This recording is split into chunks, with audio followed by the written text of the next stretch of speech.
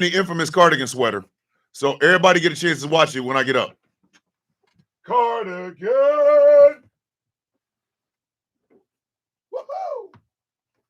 Time for some privacy and shit, baby. Baby, it's time for some privacy. I cannot wait to put a wall there. Good morning, chat. Good morning. Where we at? We here now. I don't know what y'all came to do, but we here now. Now we here.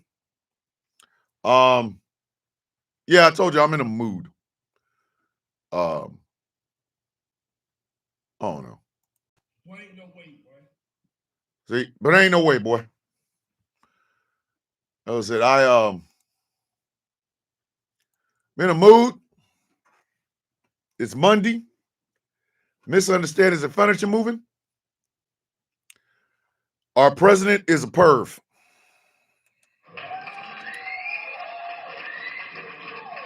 I will hear nothing. I will hear no pushback on that. Our president is a goddamn perv. Wolfie's in a building all the way up from Australia. What's happening, bro? If you guys did not check out our show last night with the incomparable April Williamson, Dave the Lowlanders in the building, VG4L. You definitely need to go over to YouTube, check it out. Morning, Swords, love your face. I need to make a correction before I go any further. I was informed of something last night or yesterday evening. So let me say this as distinctly as I possibly can. Okay. Ladies and gentlemen, I am a militant atheist. I came out as an atheist in 2013. Morning, Merv check. We got a Merv check. We got a Merv check. We got a Merv check. Merv is in the building. So I came out as a militant atheist in 2013. Now, do I have a problem with organized religion? Yes. I call it a Ponzi scheme. However, I also believe in the idea of faith and spirituality. Whatever, don't worry about it, Wolfie, we got you.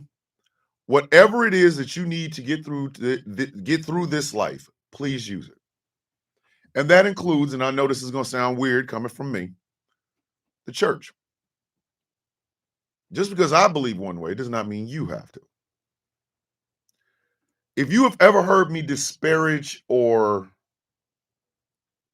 really get my hooks into the church, those are my feelings. Mine. So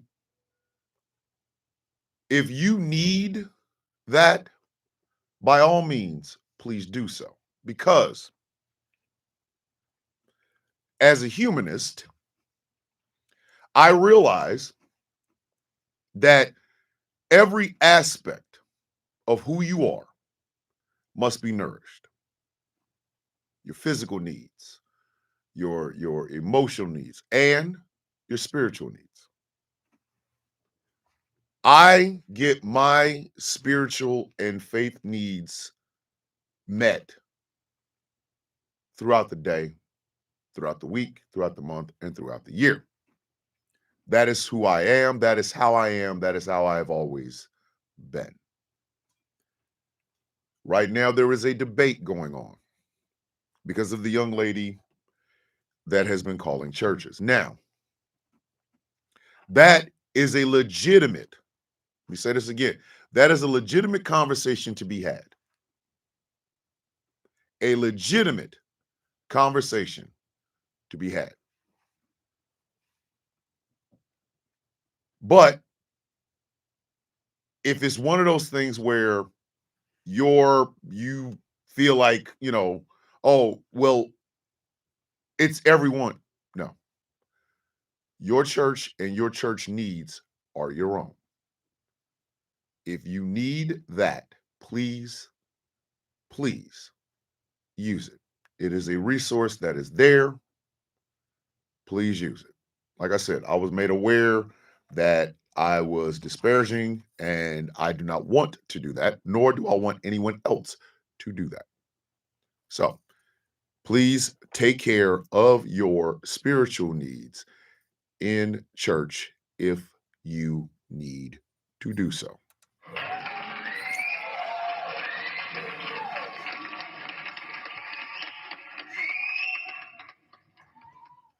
With that being said, now we can get to the giggles and shits.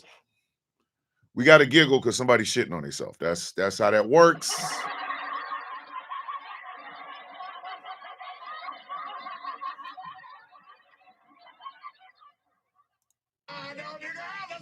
I know, Ern. I told y'all I got new sounds, and I every once in a while I'll use them. They just been sitting here. Okay, Ern, damn. Our president is a perv.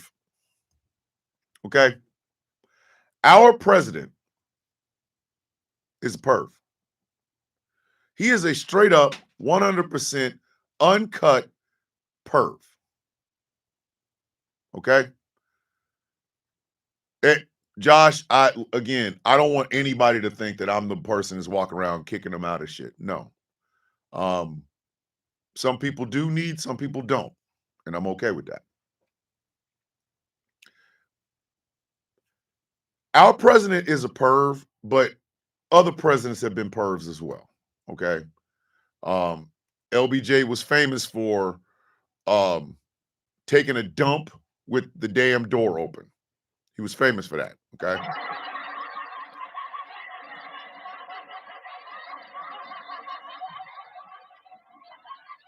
LBJ also was notorious for not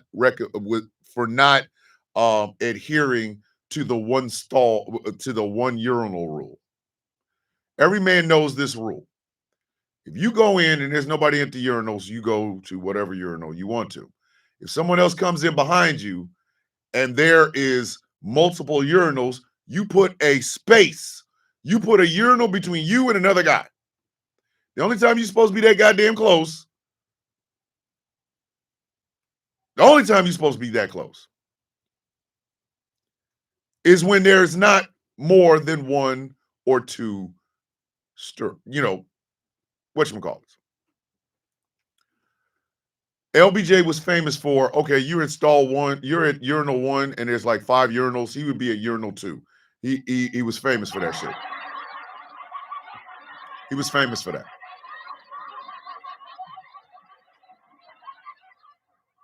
Wow. Yeah, I forgot. Charlotte's in shambles right now.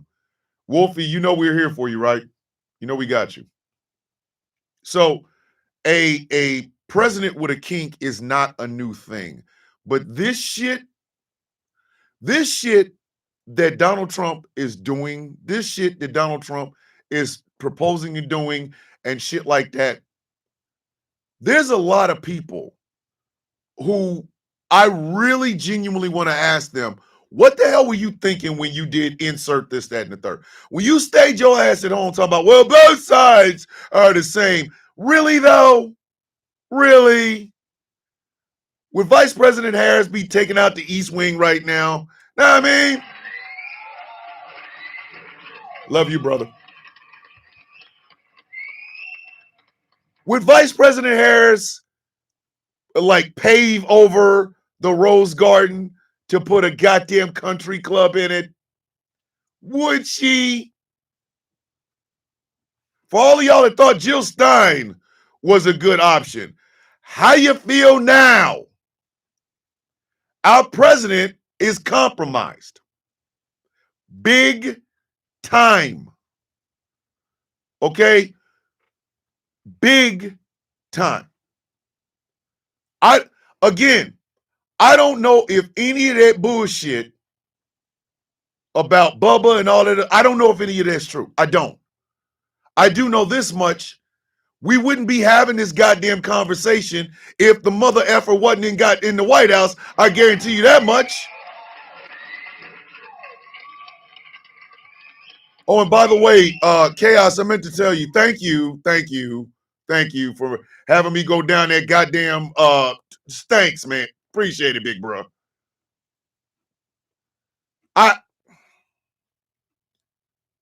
If you saw this matchup and said to yourself, anything except keep that bastard out of the White House, I have a problem with you. Morning, big sis. I got a problem with you. I get it. The Democratic Party is not giving you any sort of a reason to believe in them.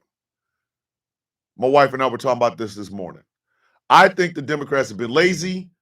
She thinks they've never been on brand since LBJ signed the Voting Rights Act and the Civil Rights Act. It can be true, you know. But the fact that the Democratic Party thought reaching out to the people who would justify this man being in a room with either Bill Clinton or or a horse, and they thought, well, let's reach out to them people. What the hell are you reaching out to them for?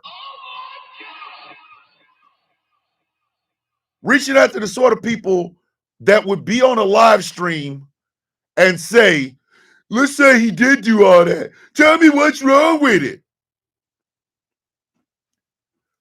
We're going to have to bug bomb America. I said what I said, man. We're going to have to bug bomb America. We're going to have to put that ugly ass circus tent over the top of America and then bug bomb the bitch. Like, I'm so serious right now. We're going to have to bug bomb this bitch. Because you can't, getting rid of Donald Trump and everything Donald Trump stands for is not enough. It's not enough. You're going to have to bug bomb this bitch. You're going to have to put that tent over the top of America and say, hey, bitch, we closed. Miss Lyles, you know you ain't never late to the sound of coffee. Stop saying that. Hey, this bitch closed. Listen, the cockroaches are in this bitch, man.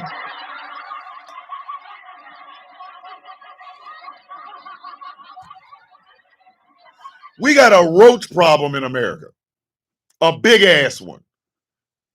Walking around here with MAGA hats on, talking. Like, if dumb people didn't say shit, nobody would know they dumb. It ain't until they get there, until they open their mouth that we all still go, bro, if you don't shut your dumb ass up, we got to sit there and listen to them make some of the dumbest arguments on the planet. And we got to go, oh my God. Like, no. No, God! No, God, please, no!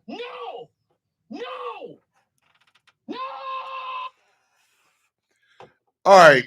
If you're on TikTok, y'all know that big swole meat dude with the deep ass voice. Morning, Goddess Mate. Remember him? The big for no reason ass white boy with a voice that sounds like his ass is like two rocks are having sex with itself in his throat.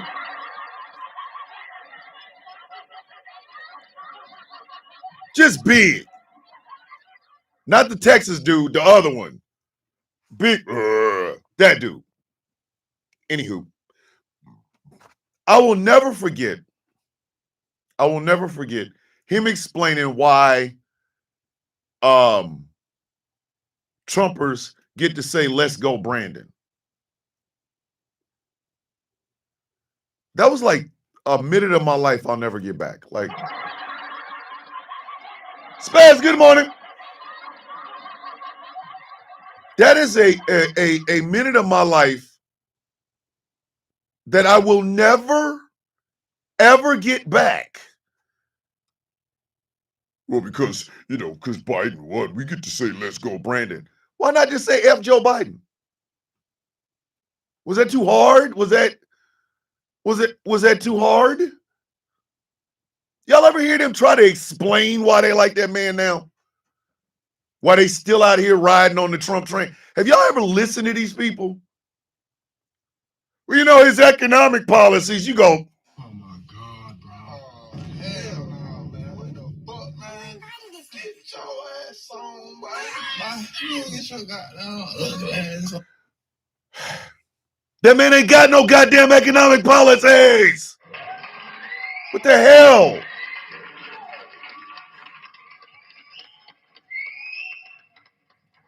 Donald Trump's economic policies consist of give me money. I say he's the worst pimp I've ever seen. Goldie Trump. Goldie Trump.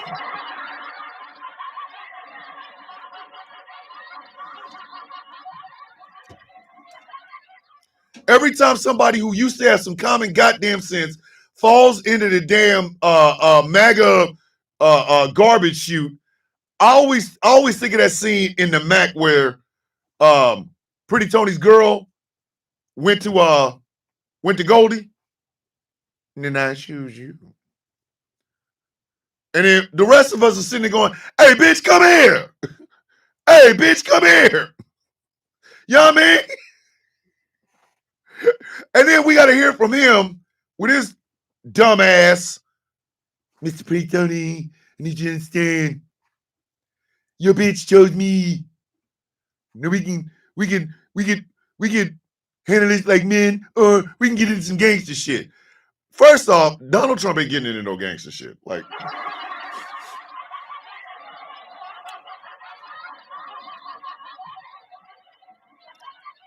Melting Cauldron with the $2 super chat. Trump economic policy is Bill and a horse. It's coming. Taz and Chaos, it's you two. Okay, I want y'all both to understand this. I was perfectly okay with it being Bill Clinton. Y'all had to remind me that Ghislaine Maxwell has a goddamn horse named Bubba. You two. Uno, dos. You two. Just you two. So that's what we're going to talk about this morning. Pretty Tony Trump. The worst pimp since pimp. Like, and how is it? Okay, Taz, yeah, you were doing your job all right. I didn't need to know this.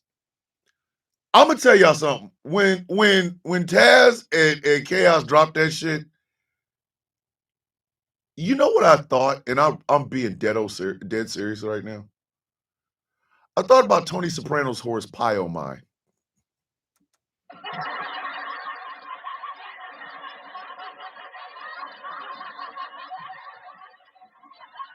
I don't know why. I don't. I don't know where that came from, nor do I understand. Morning, Dan, I love you.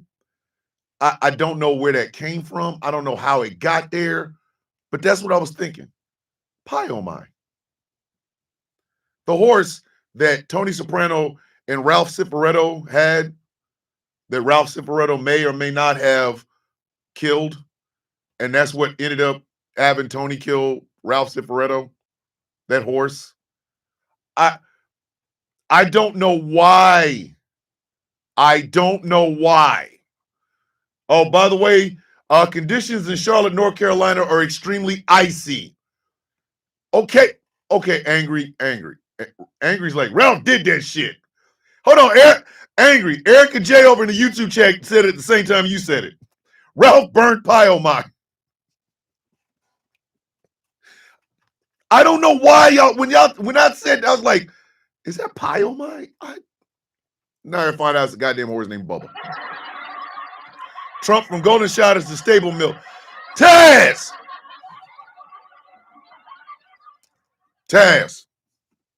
First off. Kobe. Second off. That's disgusting. Stable milk. Let me get this damn show started. Ladies and gentlemen, y'all know what time it is. Godzilla -1 inhale. Just don't inhale what I think y'all. Just don't inhale anything Donald Trump inhaled, please. Ladies and gentlemen, boys and girls, children of all all ages. Good morning, Mr. and Mrs. America, and all the ships at sea. Welcome to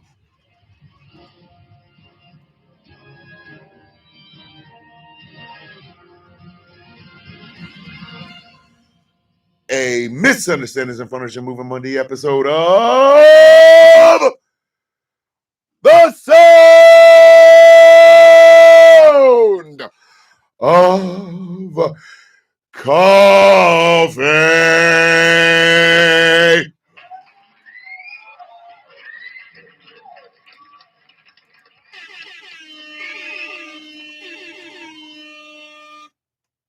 I know, nigga. Let's go. I know. You're right, Ern. My name is Thomas Bishop. I am known as the Villain.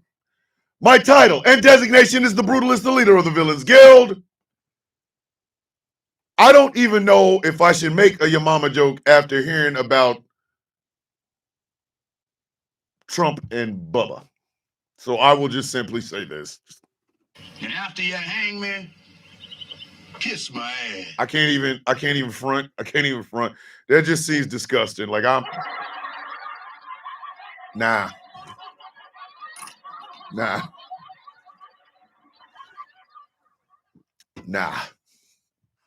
But I will greet you. Oh, and today is my Aunt Roseanne's birthday, my mom's baby sister. It is her birthday today. So for Aunt Roseanne, just know we love you. I love you very much. And yeah. So I greet you with the universal greeting of the coffee beans. What the hell? Really? I just hit the button. You going? It's kind of embarrassing. How you doing? I woke up. Everybody else, because I woke up.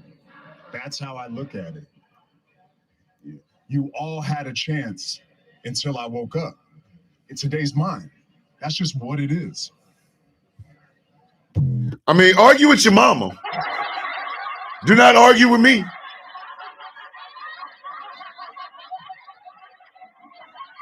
Well, happy birthday to your son. Happy birthday. The world, y'all had a chance to change the world till the coffee beans got up. That's all I'm going to say. So I'm saying, okay. Let's just cut to the damn chase. For the 89% of voting Americans that didn't vote, are you happy now, bitches?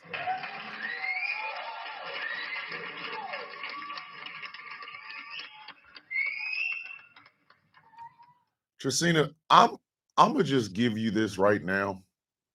Kobe. Tracina, take that. Kobe. And then go over there in the corner with Taz. Just, is the horse where he got them steaks from, and did he charge extra for the gravy? And here come Joby Wan Kenobi. I know I'm late, but do you guys think Trump got excited when Bad Dragon dropped horse shapes?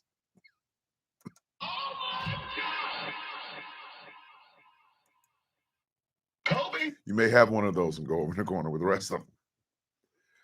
To the 89% of voting Americans that decided to sit on your monkey ass November 4th of 2024, are you happy now? Are you happy now? So proud of his first Kobe. I need you to think about that. You sat on your goddamn hands and knees or whatever and said, they're both the same. Why ain't no way, boy? I'm sorry. Well, all of y'all, hey, them Willie Brown jokes is over, baby. They're done.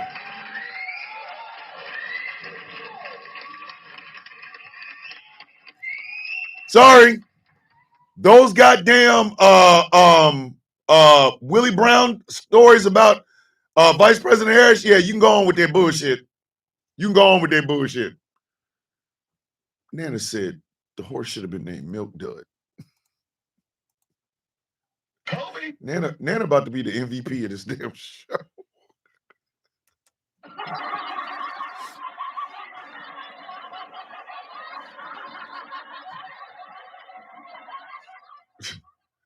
I'm just saying. It is quite hilarious how everybody and their grandmother wanted to blame Vice President Harris for shit. At no point would Vice President Harris been half as embarrassing as Donald Trump. I said what I said.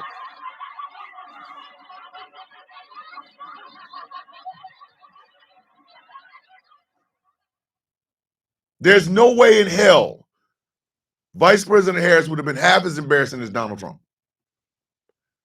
Not even a quarter of embarrassing. We have no more East Wing of the White House. We about to get a ballroom that don't nobody want, that ain't got no goddamn bathrooms in it.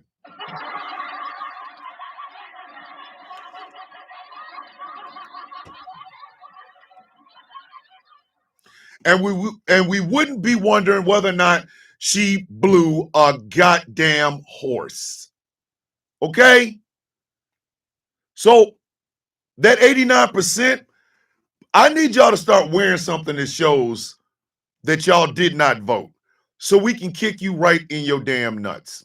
I need y'all to walk around with a sign that says, I decided to stay home during the 2024 election so that I can literally take a running start, because you know I got these badass knees. Take a running start about a half a block and then come down and I go, did you not vote? And you go, oh, and I just kick you right in. These nuts. Got him. Got him. Because this is the most ridiculous shit I've ever seen. This is the most ridiculous. I shouldn't be wondering whether or not the president of the United States blew a goddamn horse.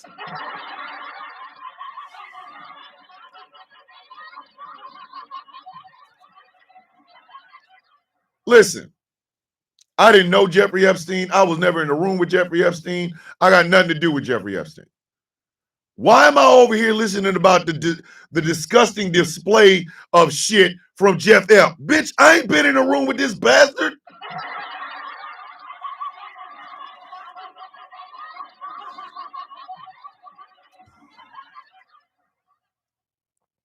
But I got to listen to everything Jeff Ep and Donald Trump did. And every time I think it's going to get, I'm like, okay, we've hit the bottom. We've hit the bottom. There's something else that'll come out and I just go, I shouldn't be knowing this shit. I should not. Okay? Most of us normal ass human beings that just want to, normal ass Americans that just want to go to work, play with our kids, earn some money, have some sex. None of us wanted to hear about goddamn Bubba the Love Horse. Ain't nobody trying to hear that shit.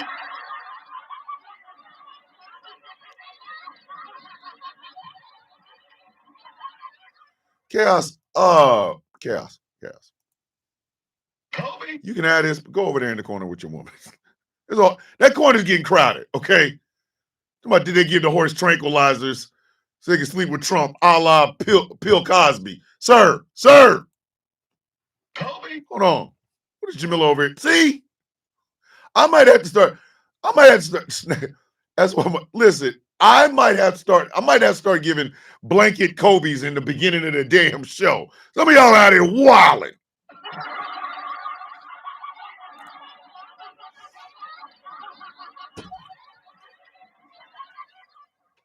I know a lot of y'all don't give a shit about this place, and quite frankly, neither do I.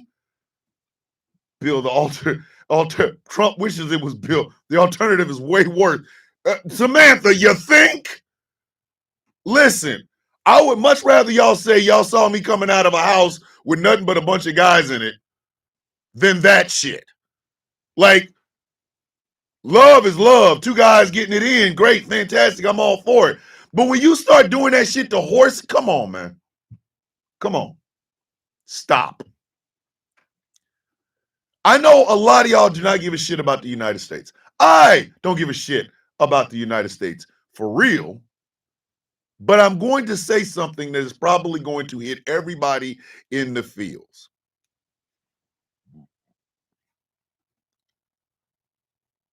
The reason this place sucks is because of us.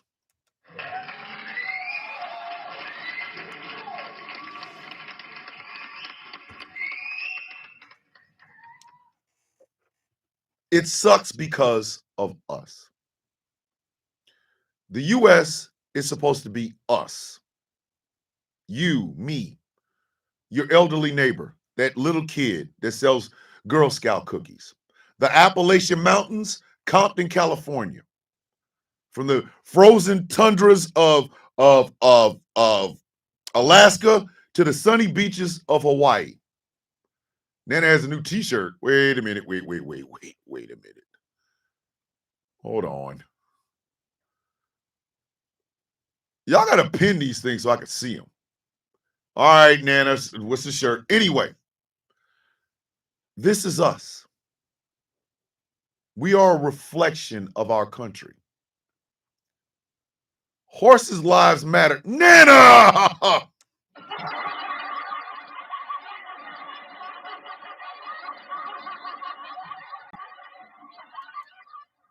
Kobe. Yeah, yes, Nana. Yes, Nana. Horses' lives do matter. Swole horse meat. Jamila!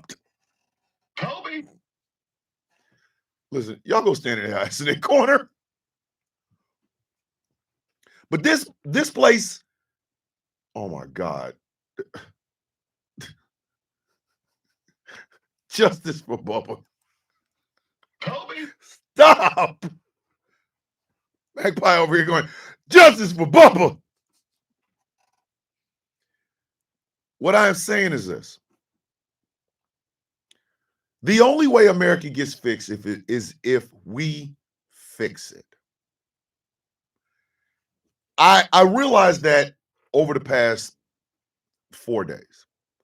Let's say from Friday till right now, okay? A lot of people will join a club or an organization and then complain about how bad it is. Hold on, no wonder why Trump is feeling a little hoarse in the man, Wolfie, what is wrong with you, sir? Kobe. Wolfie. You know what I'm saying? People will join an organization. That organization won't be working to its peak capacity. Wolfie, there's something wrong. Hold on. You start doing this over here too. All right, wait a minute. Trump visited a $10 barn. Yo! Mama still working in them $10 houses. A $10 barn. That's what we do now. That's what's popping in the hood now. That's what's popping. That's what's popping now. That's what's popping now. Your mama still working in them $10 houses. Good Lord.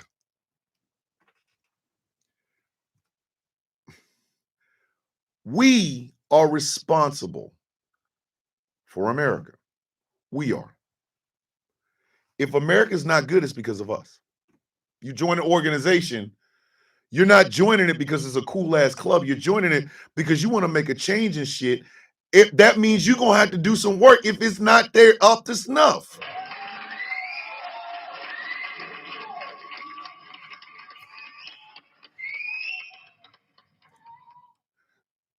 MAGA horses cornering his Wolfie, stop. Oh no, he ain't coming for Coco. Yeah, listen, Coco screams. So I know for a guy, if he come for Coco, it's gonna be some problems. Gonna be some goddamn problems.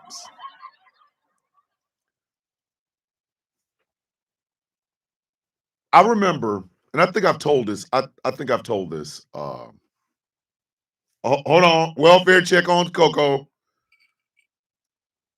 She is looking at all of you with the bombastic side eye. They're coming around the corner going, are you still doing that bullshit? Criminal offensive side eye. I remember I had to do I think I told y'all this. Brigade staff duty. When you hit E5, E6, when you hit E6. Yes, Kim, Merv's over here in the chat now. When you hit E6, you got to do brigade staff duty. 24 hours. It's an all-day affair. You, along with an officer and a runner who's probably a specialist or probably first class or whatever, y'all work the brigade office. So when new soldiers come in, you're the one that has them line up with their packets and stuff like that so that they can go into S1. You are the one that when somebody gets ready to leave on leave, you're the person they gotta come to brigade staff duty to make sure your shit's in there and what have you, right? So I was on, I think it was like maybe the second time I'd done brigade staff duty as a 6. They had a new crop of soldiers coming in. And this was on the airfield, first cab on Fort Riley. So when they got there, you know, me being the older guy that I am, the old E6 that I am, these people are these soldiers are fresh out of basic training in AIT. So they've been used to looking at staff sergeants and sergeant first classes and shit the whole damn time. So here my ass comes up and I have them all lined up on the wall and shit. And I remember telling them something.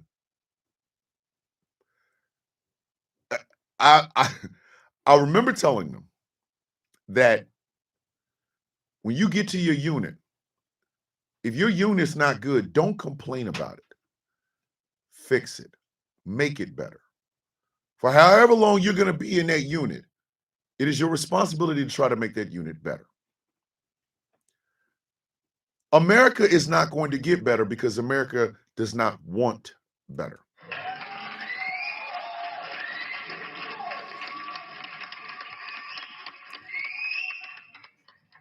You got to want to fix this bitch. Don't get me wrong. Don't get me wrong. America got more flaws historically. It's got more flaws historically than the age of all of us combined. Okay? We've never addressed America's nasty genocide of the Native and Indigenous people. They have never been properly compensated. They have been treated like shit. It was their house to begin with. America has never addressed its rampant, in the bones racism. So much so that the founding fathers were two-faced bitches. I said what I said. I ain't taking it back. The founding fathers were two-faced bitches. They literally owned people. Not all of them, but even the ones that did, even the ones that didn't, knew about the ones that did. And yet they literally walked their ass into a room and wrote on the paper, we hold these truths to be self-evident, that all men are created equal, that they're endowed by their creators with certain inalienable rights, that being life, liberty, and pursuit of happiness. And then you took your ass right out of that room, and here come Bocephus with a goddamn cup of coffee. Are you out of your mind?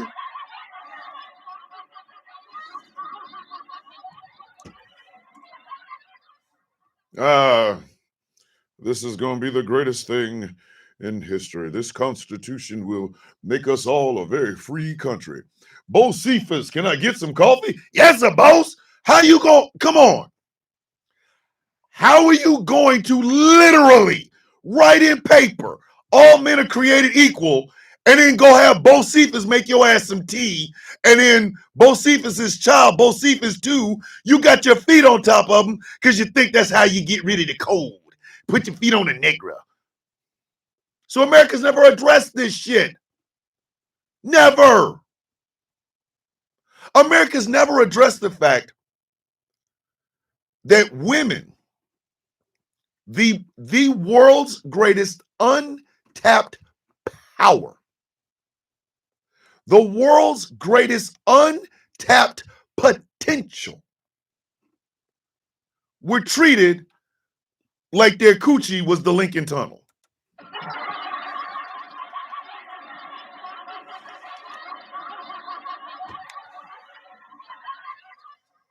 Now, Mary, I know you want to help out in the building of the foundation of this country. I sure do, Thomas. How can I help? Well, crack them legs and let me put a baby in you. What the, huh?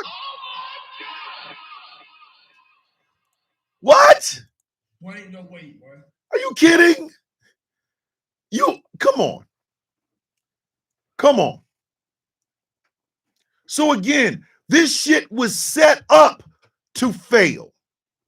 America was set up to fail because America's going to tell you some shit and then do something else. The founding fathers set this bitch up in that way. We going to say some shit. We going to do something else.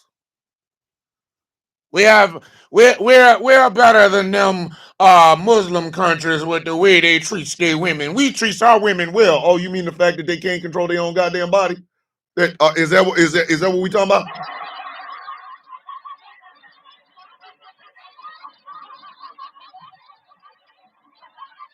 You can't talk about a fundamentalist Islamic fundamentalist country when we got fundamentalist Christians running around here in this bitch. Are you nuts? Are you nuts? Have you lost your nuts? What the hell you look like talking about? You know, in certain parts of the country, in certain parts of the world, if you're gay, they'll throw you off a roof. And in America, they'll make goddamn sure you can't vote, you can't get married, you can't do a whole bunch of shit, bitch. What are you talking about?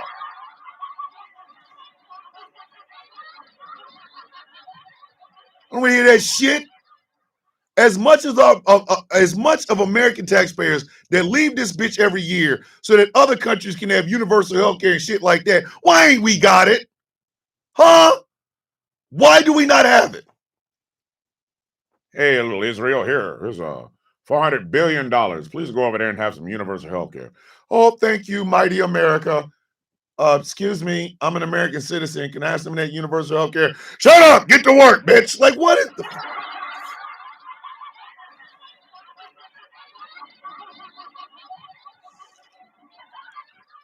You can't tell everybody this bitch great and you know for a fact you not being great. You can't, I'm sorry, you cannot do it. Every woman who has ever had to date a guy, even if it was a friends with benefits situation, did y'all give him some coochie based on him talking, or did you give him some coochie based on the fact that he made you feel like you wanted to give him some coochie?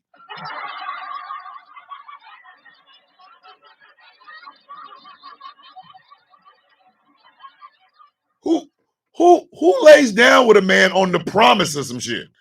I promise if you lay down with me, I'm gonna rock your world. Okay, nobody does that. Nobody does that. It's like, you might as well have sex with the broom in the broom closet, bitch. I don't care. Come on.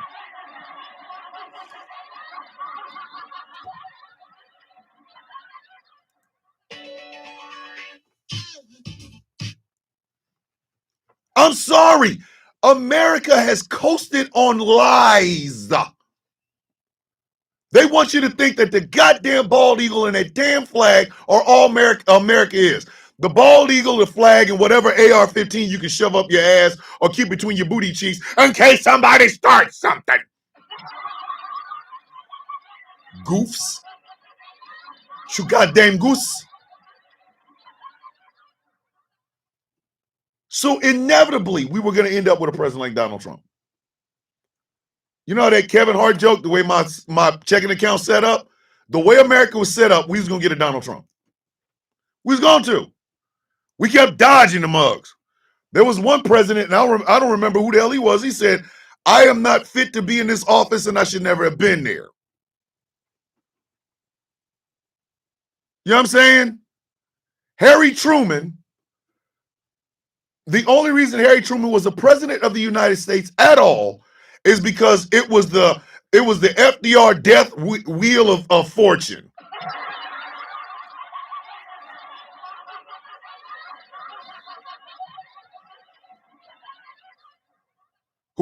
Whoever, listen, Whoever it was that was sitting in the vice president's seat, like the passenger seat, bitch, you was gonna drive.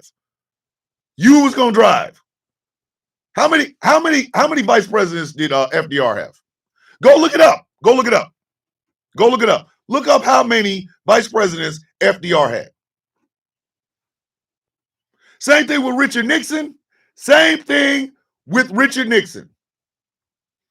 Ain't nobody start without you, Michael. You know there's no such thing as being late to the sound of coffee.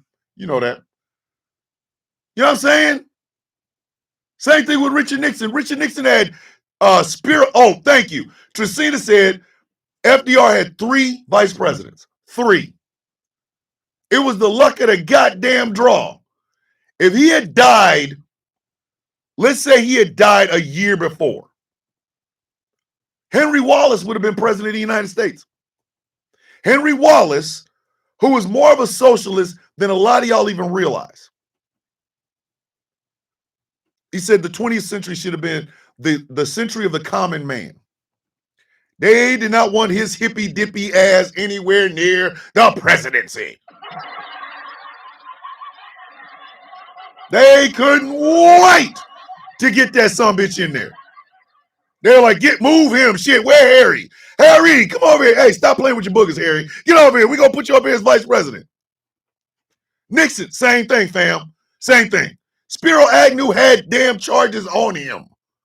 How you the vice president and you just as corrupt as the dude you working for? Gerald Ford was a congressman. He got picked. Gerald, would you like to be my vice president? Anything you say, boss. I'm going to resign because of Watergate. Okay, I get to be president? Yep. This bitch has been running on fictions. Bald eagle and towhead white boys. That's what America's been running on.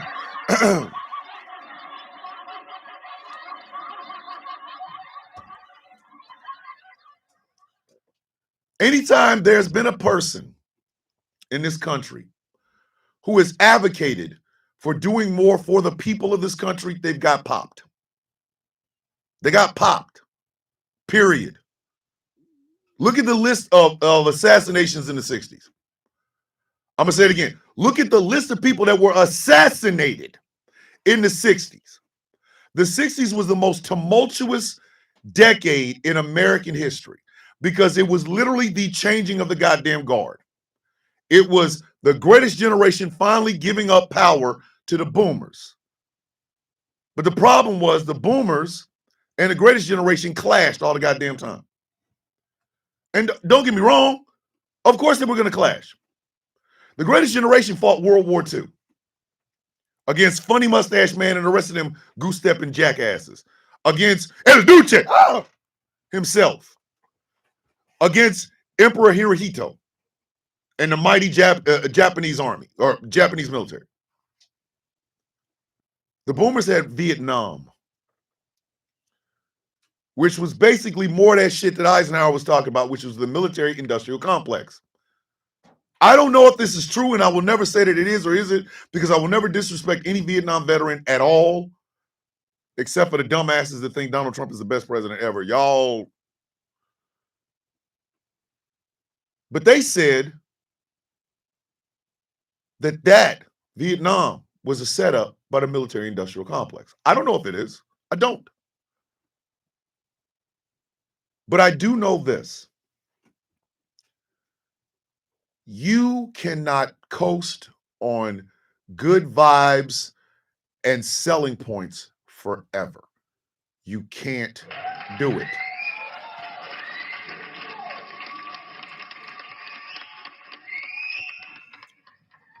I listen to how many people dislike Zohran Mamdani. I'm sorry, ladies and gentlemen, Zohran Mamdani is the future of this country. Y'all are looking, when y'all see Donald Trump doing anything, what y'all are looking at is capitalism at its last gasp. Capitalism used to just stick a finger in your booty hole. Now, Capitalism is literally wearing a pair of jeans, trying to put their foot in your ass while you're walking down the goddamn street.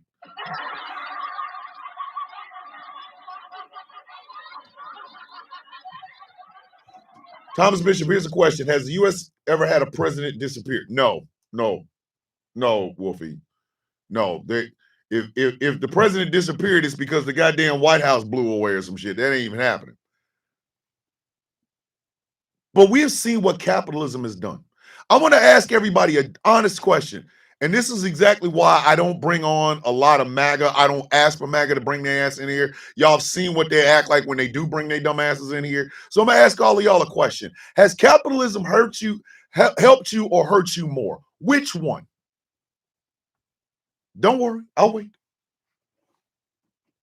We cannot continue to feed all of our damn tax dollars to rich people. It's about time for them bitches to kick in. I said what I said.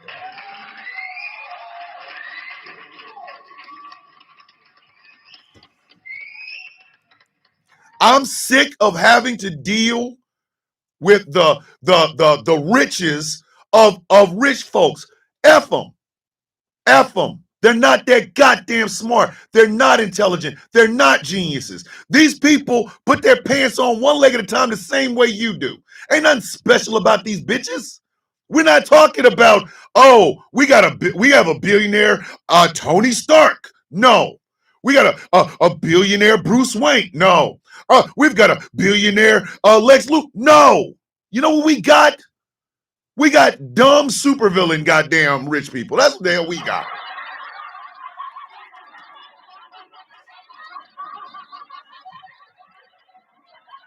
I would not follow Elon Musk to the bathroom in my own goddamn house. That man ain't a genius.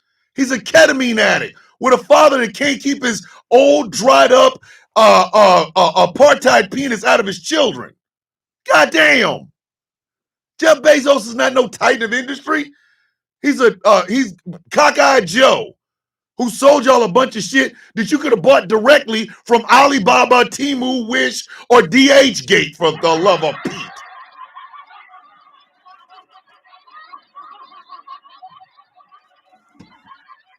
Peter Thiel is not a genius. Peter Thiel is a megalomaniac.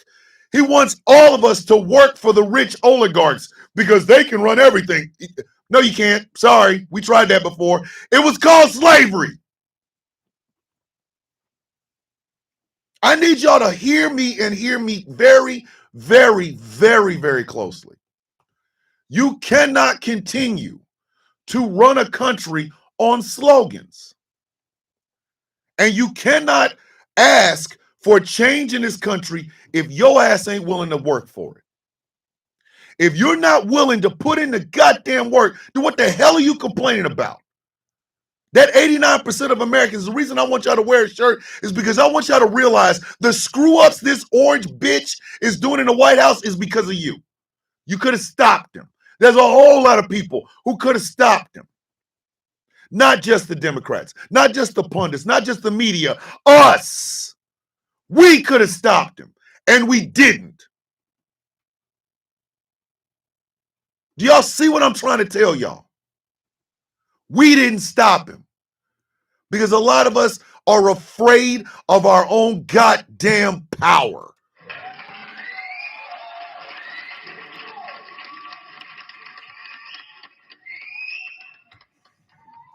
A lot of us are afraid of our power. We have a president that we don't know whether or not either sucked off a horse or sucked off a former president of the United States. That's not some shit I needed to hear at 53 goddamn years old when it comes to leading the leader of the goddamn free world. I'm sorry. I don't want to hear that shit. I felt the same way when the Bill Clinton shit with Monica Lewinsky came out. The only thing I can think is, and if I'm not mistaken, I think me and Monica either are the exact same age or she's younger, a couple of years younger than me or whatever. But I felt the exact same goddamn way. I don't need to hear that shit. I don't. I didn't elect that bitch to go up there and do all that dumbass shit. But because Republicans and Democrats like playing games, we all have to suffer. Y'all want to know, for all those people say, I wish we had a third party, why ain't you made one? Why have you not made one? Ask yourself, how hard could it possibly be to get a 501c3? Exactly. Monica, okay, so Monica's 2 years younger than me. Monica Lewinsky is 2 years younger than me. How hard is it for you to get a 501c3, whatever, and create your own political party? If it's that bad. Or better yet, get with a bunch of people. One of the things I am so very proud of is there is a group called We Are What's Left, which, by the way, I'm supposed to be interviewing them or be on live with them the 19th. I think you have to go look. But I'm proud to be a part of it because we are what's left. I'm sorry, and I said this yesterday. Morning, Rice. I said this yesterday, and I mean it. White male populism only benefits white men. I said what I said.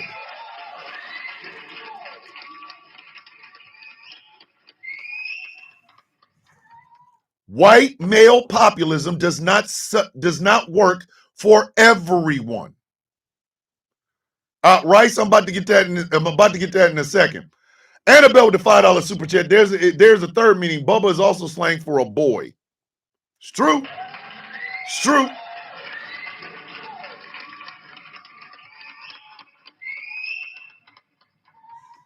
You cannot fix shit if you do not get involved. Let me tell y'all something. Let me make this abundantly clear, okay? If you're still out here working yourself into an early grave because you think you'll be one of these rich mother effers, let me explain this to you as simply as I possibly can. You're a goddamn idiot.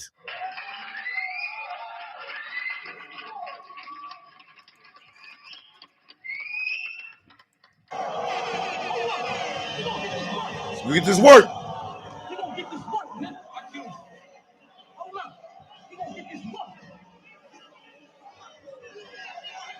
You finna get this work. I'm telling you right now, if you still out here busting your ass, busting your entire ass, busting your wife's ass because she loaned you some ass and you busted that too. Busting your children's ass because you only gave them half ass because you were saving the other ass for Christmas and you busted that too. If you out here busting your ass thinking one day you'll be one of these rich bitches, you are about the stupidest son of a bitch. Walk in the face of the earth right now. Genetics and the game have set you up for exactly where you are. There is no such thing as hard-ass work gets you millions. The shit doesn't work that way. They tell you those dumb-ass stories so that you will continue to make them rich at the cost of your goddamn life. At the cost of your wife and children's relationships, at the cost of having friendships, at the cost of having anything that even resembles a life. All so that you can what? Pretend to be one of them? Every time I see a live, one of these goofy ass self-made guys, I own a business, bitch, you are a local person. You got about that much goddamn influence. You are not a titan of industry, stupid ass. You're one of the people that's gonna get your head blown off when Walmart decides to come in, sell the same shit you selling at a discount. Nobody buys your shit, you go under. That's what's gonna happen to you. Understand that. This idea that you can work your way into being rich. None of them bastards worked. I saw that goofy ass jackass in the car talking about rich people make success. Poor people make excuses. Bitch, you are poor. Why are you over here acting like you ain't one of us? Get your dumb ass down. How the hell you gonna sit up in a car with cloth seats talking about rich people make success. Poor people make excuses. And you know what you make? You may eat this deek. This is what I'm trying to get y'all to understand. This is what I am trying my damnedest to get y'all to understand. No organization works if only one person is making the organization and everybody else is just laying on their ass. When you elect somebody, it is your job and responsibility to make sure them bastards follow through with what exactly that they're doing. That what you sent them there to do. And I'm going to give you an example of something. Marjorie Taylor Greene. Marjorie didn't switch up. They told her silly ass, bitch, you can't run for Senate. You want to get your head kicked in. We're going to lose the spot, and the Republicans will lose control of the Senate. They're going to do that anyway. So Marjorie Taylor Greene didn't do a switch up. She's apologizing right now because she thought she was a part of the good old boy club. Hey, Slewfoot, you are a white woman. Did you forget that part? Did you forget the uterus part?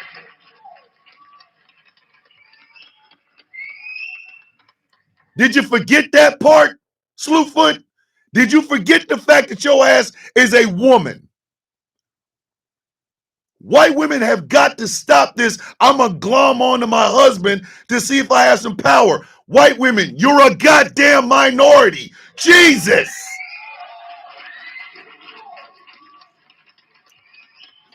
Own the shit.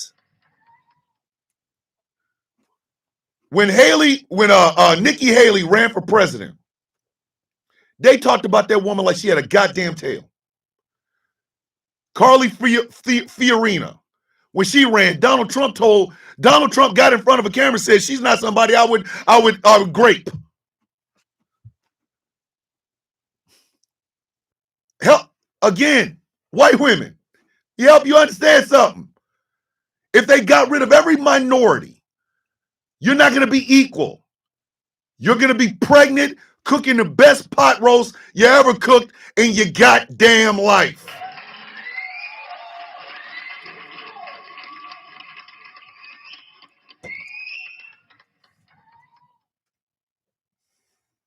Yes, he did. Magpie, he did. He told her, nah. So now Marjorie Taylor Greene is out here apologizing for the goddamn shit she created. She reminds me of every other white woman I've ever met. I didn't mean for this to happen, but it did. Because again, y'all are trying to make a world that you're trying to make the world in your head and not deal with the world as it is right now. Nobody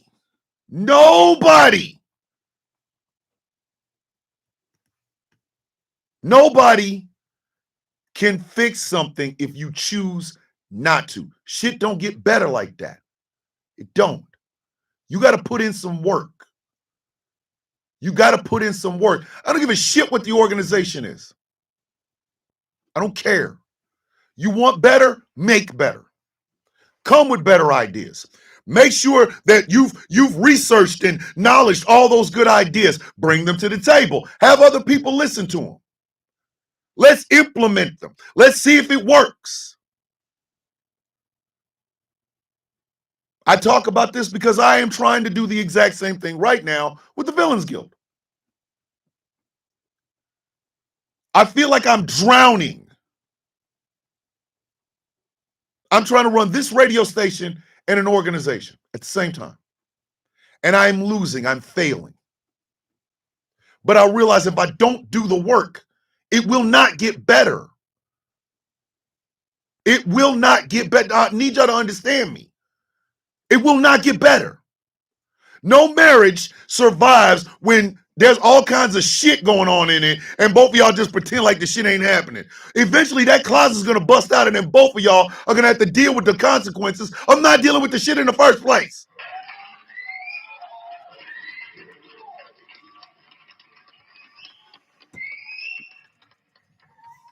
My problem with how America operates is the same problem I've had about America for decades. I didn't have this political awakening one day in the morning. Peace and blessings, Troy. No, I've been like this since I was a kid. A kid. Remember, 70s baby, raised in the 80s. Want to talk to me about crack and crime? I know it. but I can also give you the stories behind it. Yes, there was a couple, an old black couple that lived across the street from where my mother had us at. And yes, they sold weed and crack out of the back of their house. But they wasn't driving around in no damn new Maybachs and shit like that. They were doing that to supplement their goddamn Social Security. Because even with Social Security between the two of them, they still couldn't make it. Wasn't no flash, wasn't no drug dealer things with the phones and the pages and shit. No. It just meant that they could take their ass to Aldi's and buy a little bit more food than they would if they weren't doing it. And they did that shit for years. Years. You want to talk to me about hard work and shit like that? Kiss my ass. Kiss all of my ass. And after you hang me, kiss my ass. They want you to work yourself to death. They want you to make them rich. And they want to tell you it's the fault of a person speaking Spanish or a woman who had way too many goddamn babies is the reason you're not sitting on that yacht with another yacht in it. Argue with your mama, don't argue with me.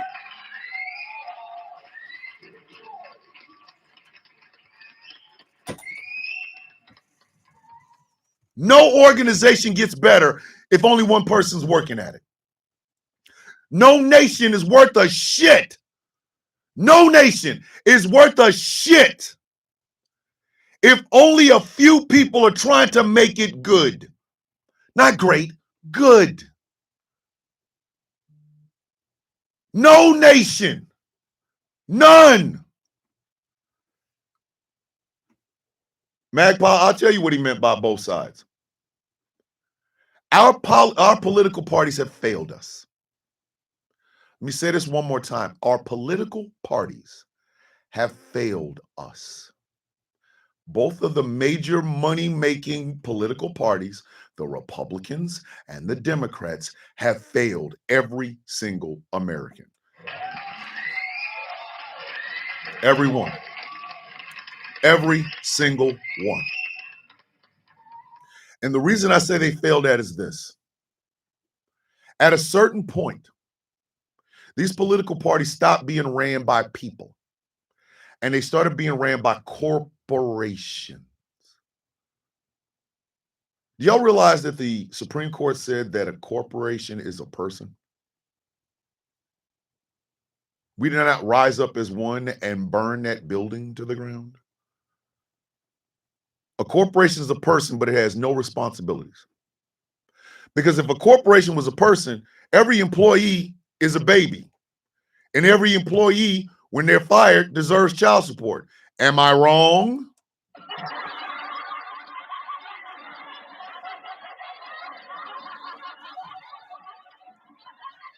If a corporation is a person, when they poison water, poison the land, poison the air, you should be able to sue them for damages. Yes or no?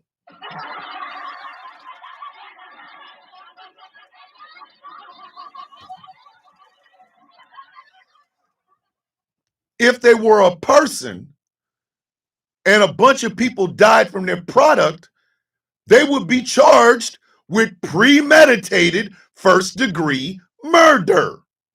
But they're not. America will never work. America will never work as long as a bunch of goddamn people are out here selling us all out. And the people I'm talking about are uneducated, bold, proud, loud, mother effing voters.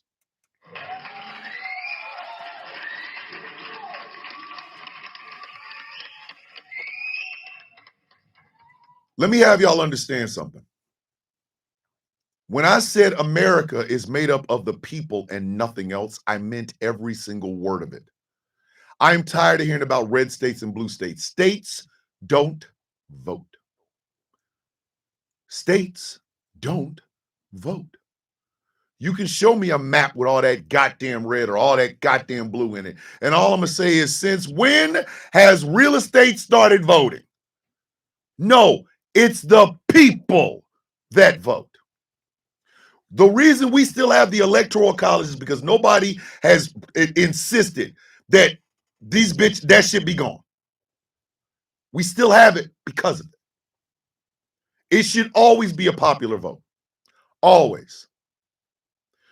Because if it was a popular vote, instead of a couple of quote unquote swing states, a candidate would have to compete in every single goddamn state around. But we don't want that. We don't want that. The people who sat on their ass, the overwhelming majority of the 2024 presidential election at 89% were non-voters. Non-voters. Non. People who literally would not do the damn job and take the responsibility that they have as American citizens seriously. That was the largest demographic. Do you know what was on the line on that presidential election? It wasn't just Trump versus Harris. No. It was healthcare versus corporate tax cuts. It was SNAP benefits versus billions of dollars going to for arms and ammunition going to Ukraine and Israel and places like that.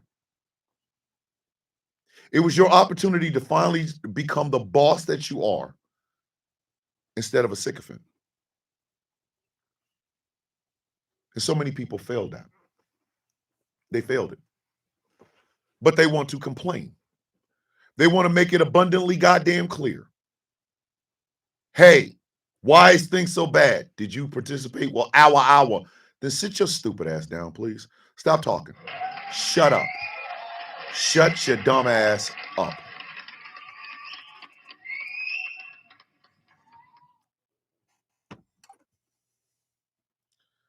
We got to stop pretending like this shit's going to work simply by us voting or not voting. It's bigger than that. It is bigger than that. We have got to stop worshiping opulence. Let me tell y'all something. I'm a working class dude. Sorry, I am. Oh, well, you got a house. Yes, I do. But I broke everything from the top of my head to the bottom of my feet to get it. This is my job. The house and paying for the house is my responsibility, mine. But I have been a working class guy my whole life. I come from a family full of working class people. We don't like people that come in and brag. We can't stand their asses. We can't. My mama and daddy didn't like them, and the five of us don't like them either. Oh, great. You got a whole bunch of shit. Who cares? Who gives a shit? What else are you doing in your life? I am a working class man. I was a part of the Teamsters Union. I will never forget these things. I have more in common with working class white people in West Virginia than I do with any rich black person anywhere in America. I have more in common with them. Do you think they know that? Nope. Of course they don't. Because they vote for somebody, put up a bunch of flags and stickers and bullshit, and then they go on about their business. And then when their life is considerably worse, here come these same people that they sent up there to try to make their life better, telling them, somebody coming for your gun. Don't nobody want your goddamn gun, bro. Don't nobody want your shit. It's a goddamn shame that we have to wade into the water of wedge issues before we even get any goddamn thing done. Ladies and gentlemen, here's how you solve a wedge issue problem. Nobody wants your raggedy ass guns. Women should be able to control whatever the hell goes on in their body.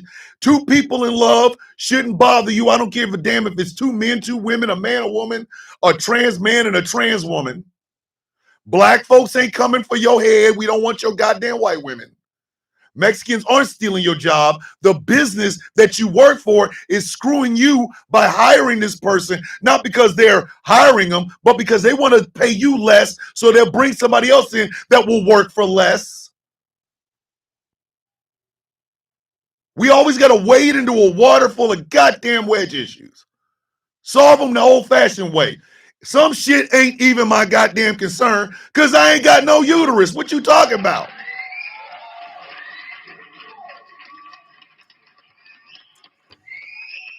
Stop asking men with penises whether or not a woman should control her own body. Stop. Stop. I don't care where they are. Stop asking. Do not ask anybody with testes and penis on the outside whether or not a woman should do something with her goddamn body. Stop. The hell you asking us for? Our whole job is to get up in there. It ain't our job to carry this damn thing. What the hell you talking about?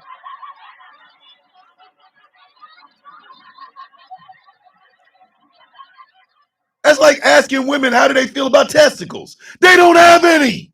They have ovaries and shit's on the inside. Come on. Stop asking irrelevant, dumbass questions to the wrong people. Why do I give a shit what white folks think about the black community? You're not in the goddamn black community. Sit your goofy ass down.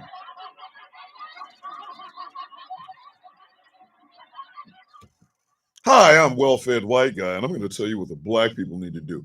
Hey, bro, you can leave. 'Cause I'm surgical. You know, I'm surgical with this bitch, Jay. How you want it? How come they never ask black folks about the white community? Oh, but it's okay for the white folks to come and tell us about our shit, right? You out of your goddamn mind. You out of your goddamn mind. The black community seems to be dealing with sickle cell anemia. Here to talk about it is Charlie Kirk. Excuse me? What the? Charlie Kirk ain't black and he ain't got no goddamn sickle cell. Why you asking him? Any white male populist organization or anything is going to think of white men before it thinks of anybody else. You want good populism? Talk to the people who have suffered the most under this bullshit. The Democrats don't talk to their people. They talk about them, they talk above them, and they'll talk right past them, but they never talk to. If the Democrats really truly tapped into the coalition that they have right now, the Republicans would never win another goddamn election. I said exactly what I said.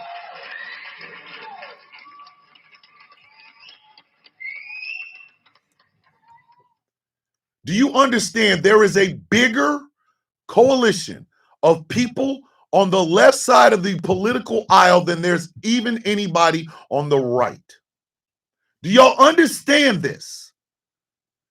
If asked directly from the youngest Gen Alpha to the oldest boomer, if you asked us individually and collectively, we literally have a larger coalition of people than the right. The idea is that the people on the bottom, this marginalized mixed salad of people, would help this country be better than it's ever been possibly been. But they don't talk to us. And as far as the right is concerned, they don't talk to them either. They do not talk to them either. They don't. You know what they do? Throw some wedge issues at you. They do. They throw some wedge issues at you. We're kind of done with the wedge issues.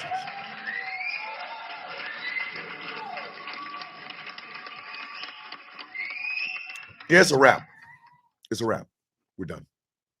We're good. We don't need no more. The reason I can say that is this.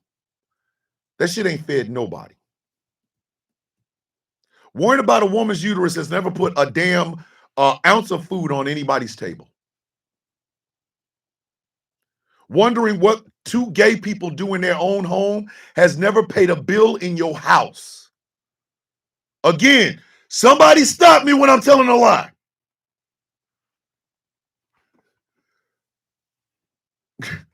The four horsemen are the mods. My mods. Smoking Hot, Mess Jess, Taz, Chaos, and Angry. Angry is Ric Flair. Smoking Hot is Tully Blanchard. Chaos and Taz are Arn and Ole Anderson, respectfully. I get to be James J. Dillon. Let me tell y'all, let me say this one more again. Ask yourself this question. Is your opinion on abortion going to put a dish of food on your table? If it ain't, why are you talking about it?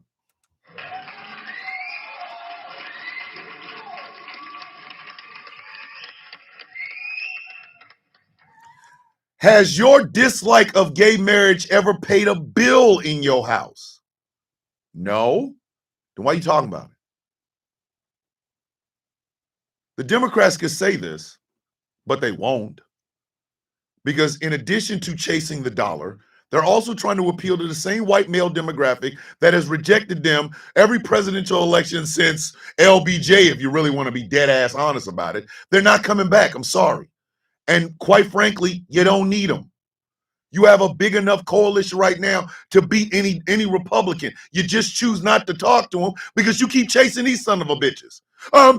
We want to hear about your abortion, bitch. I don't want to hear what the hell they got to say about that shit. I don't. Get out of here. Go over there. Ain't nobody asking all of that. But we don't talk like that. We don't. But we expect America to change for the better without putting in an ounce of work in it. Don't get me wrong. I'm not knocking y'all like I'm some saint. There you go. Same thing. I'm right there with you. I am literally right there with you. I too need to do more. I do. I'm not gonna lie. I do. I am making an endorsement right now. I'm making an endorsement. I, Thomas Bishop, the villain, leader of the Villains Guild. I don't know if the whole guild feels about it, but I'm saying it. I'm endorsing Richard Ojeda for North Carolina 9, the 9th District of North Carolina. I am endorsing Richard Ojeda for Congress, for Congress in the 9th District in North Carolina.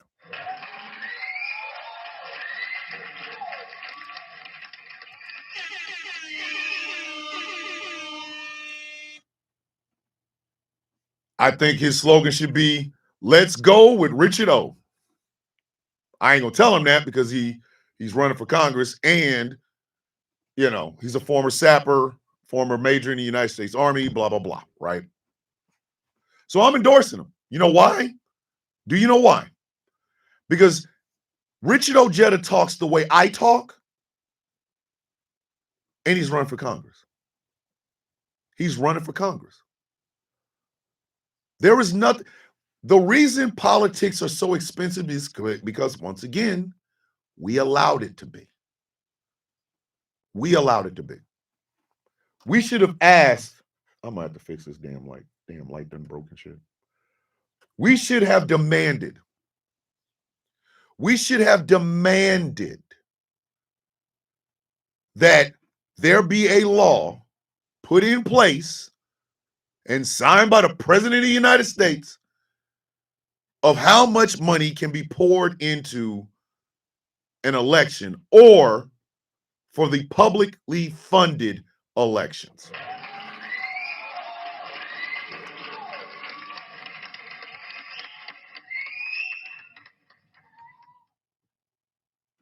But we didn't. We can tell you who won the last Dancing with the Stars or the Masked Singer, but we can't tell you when's the last time anybody's brought up campaign finance reform. Donald Trump won because Donald Trump was a showman, not a leader, not a president, not a commander-in-chief, a goddamn showman. Do you know who else are showmen? Clowns. Clowns. Goddamn clowns. People had the audacity to sit up and talk about how his economic policies is making America great. Bitch, if you don't sit down, nobody can give me a policy. Nobody. Because he's P.T. goddamn Barnum. He's Ringling Brothers and Barnum and Bailey circus. That's what he is. This man got on a goddamn stage. Playboy, what's going on, brother? This man got on a goddamn stage and said that his penis is large because his hands are large.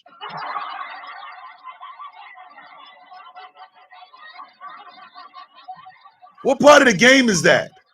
What part of the game is that? Excuse me, Mr. Trump. How do you feel about the current war between Ukraine and Russia? Well, I can tell you this much. My hands are big, and if my hands are big, you know, my penis is big. Sir, that ain't even what the hell I just asked you to say.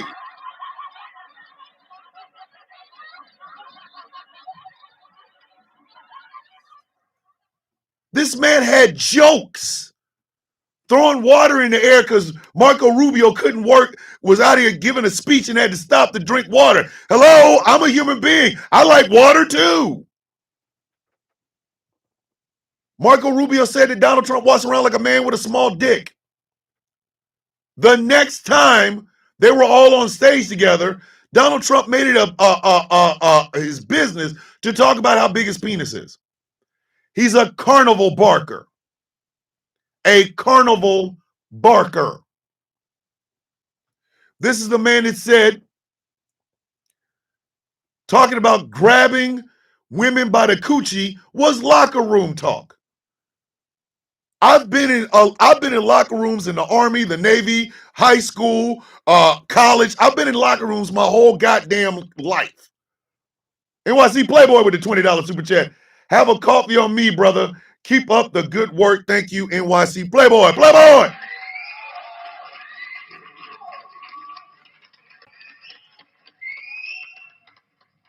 I've been in lockers all over the goddamn planet. I ain't never talked like that.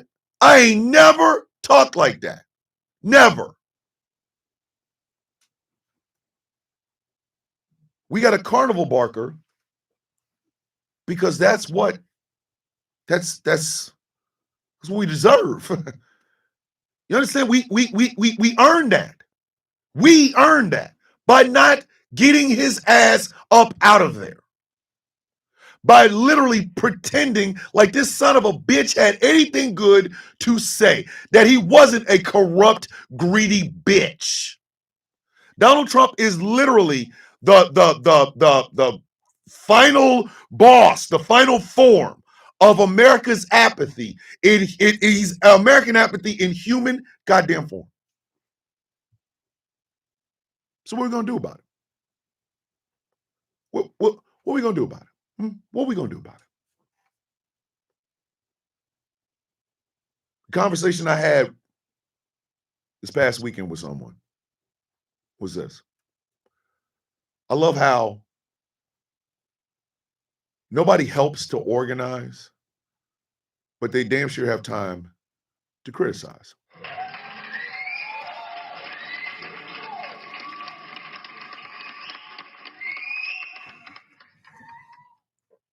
I have the charter.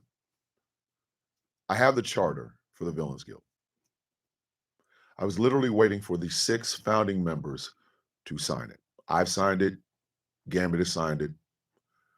I have not, what Jay said has not seen it. Sour Latte's seen it. I think Angry has seen it.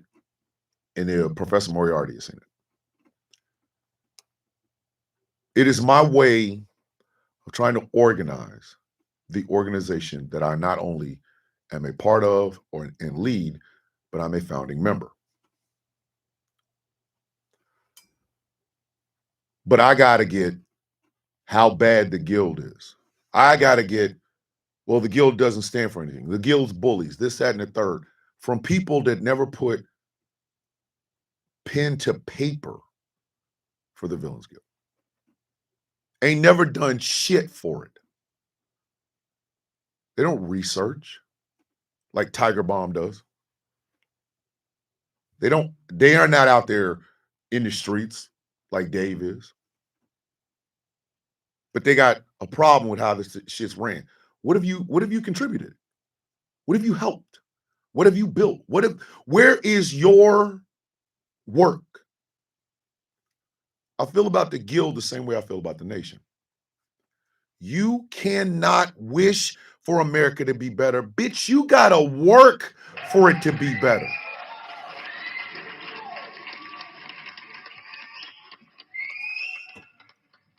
Let me help y'all understand something. Arrogance and stupidity do not work together in a functioning society. None of y'all has any of y'all seen the TV show Fame? Y'all remember oh shit, damn. Debbie, goddamn, I lost her name literally just went into my head and jumped out. Where she said, in here, this is where Debbie Allen, thank you, NYC. Debbie Allen's like, you don't just get it. You got to come in here and work for it. This is where you work for it, in sweat. America can be better. Thank you, Marvel. America can be better, but you got to work for that. You have to work for that. You got to put in work. You got to kick in. Exact. Thank you, baby. Fame cost. And right here is where you start paying, in sweat. You got to work for that. And by work, I mean you got to be knowledgeable of the shit that is going on in your name. You want to get mad because Donald Trump sent $40 billion to Argentina? It's time for you to start making some goddamn phone calls and raising some goddamn hell.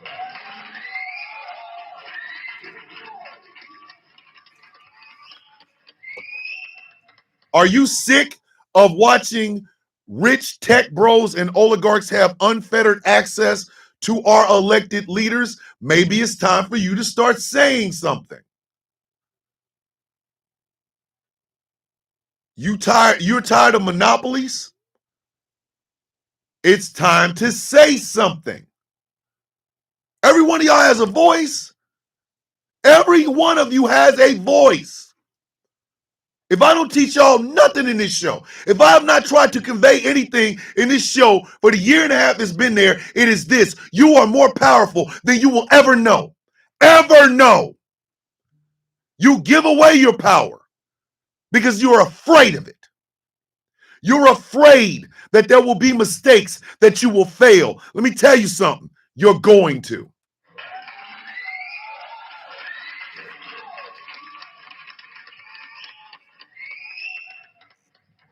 You're going to fail. You are. But that doesn't mean you stop. It doesn't mean you give up. You get up and kick in. You get up and kick in. The reason our politicians treat us like this is because they ain't afraid of us. They ain't afraid of us. They are not afraid of us.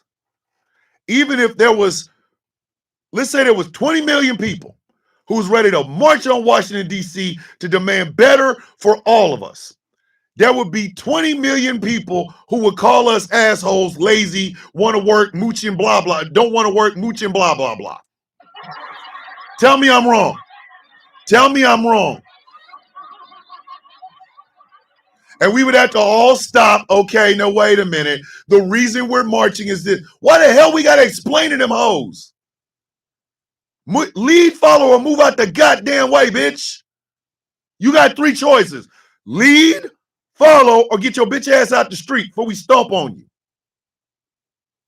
We don't have better because we don't demand better. We expect this shit to be fixed with wishes and dreams and no.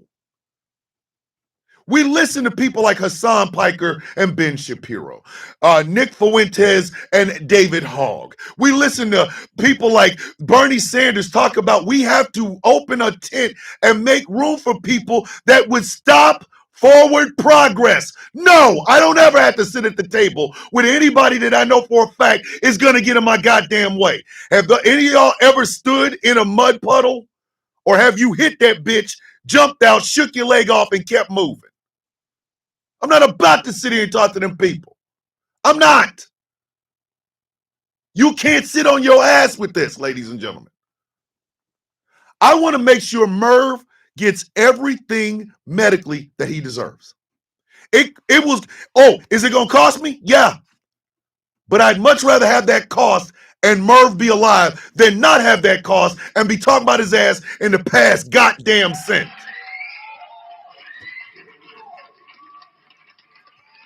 I would much rather pay a little bit more if it saves a life than I would keeping these funky ass coins in my pocket and watching people die. It costs you, on average, $36 a year for government assistance like SNAP and EBT. It costs, on average, $600 to $4,000 for corporate giveaways, tax subsidies, tax breaks, incentives. You are bitching about the $36 you spend every year to help people on food stamps, but your punk ass won't say shit about the almost between $600 and $4,000 that your bitch ass pays in corporate goddamn bullshit. Why? Why? Who the hell told you to pick on the poor? Who gave you those marching orders? Who gave that shit to you? Morning Star with your beautiful self. Who gave that shit to you? Take it back. You will get mad at the people that are in the same goddamn economic strata as you because you ain't up there with them. Man, kiss my ass. I don't want that. I don't want that level of opulence where cities all over the world have to change what their cities do because I got a big ass boat. I don't want that shit. I don't. I want my house paid off, a big fat ass nest egg so that the wife doesn't have to worry, and that all of my kids are good. I don't need the rest of that shit. I don't. What I am trying to get, what I am trying to understand, what I am desperately trying to get people to truly look into is this. If you do become one of those folks, then what? Then what? If hard work was the key for you to be rich and successful, you think there wouldn't be more millionaires and billionaires? Do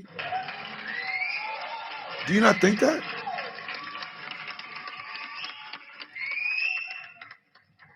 The facts on the ground are this. The rich need you more than you need the rich. The rich need you more than you need them. They need you to pay your taxes so that they can get subsidies. They need you to spend your money so that they can make a profit. They need you to go in and bust your entire whole ass so that they can raise the stock price on their stocks. It is a one-sided symbiotic relationship. You're doing all the work, they're reaping all the benefits. They are leeches. They are a pestilence. But here you are, getting mad at a woman using a food stamps to buy a goddamn lobster. I don't give a shit if she buys a lobster. Buy 5 of them if you can. Because that lobster is not going to cost me as much as Amazon's tax subsidies.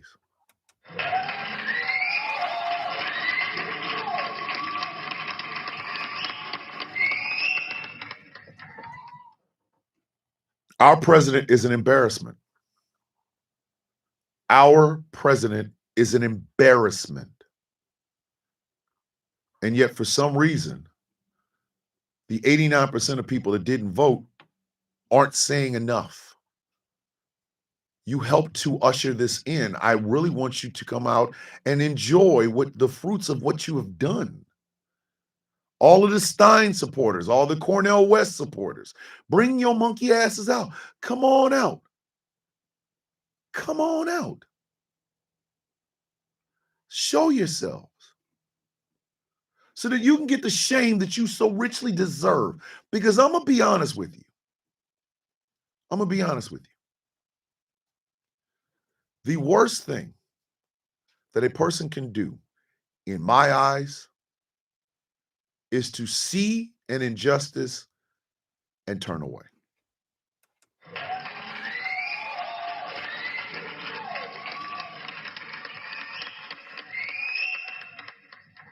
The worst thing a person can do is see an injustice and turn away.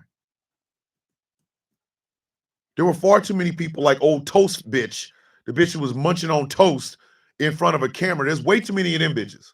Way too many. They are in love with the idea of shaming the poor. Hey, bitch, ain't you one of us? You see what they're doing. Your idea is, let me pick on the damn victims instead of fighting off the suspects. They gave you a choice between food and health care. And the people you elected said, F that health care, give them food. Do you see how disgusting that is? It's Sophie's choice, and both of the choices are horrible. It is Sophie's choice, and both of the choices are horrible.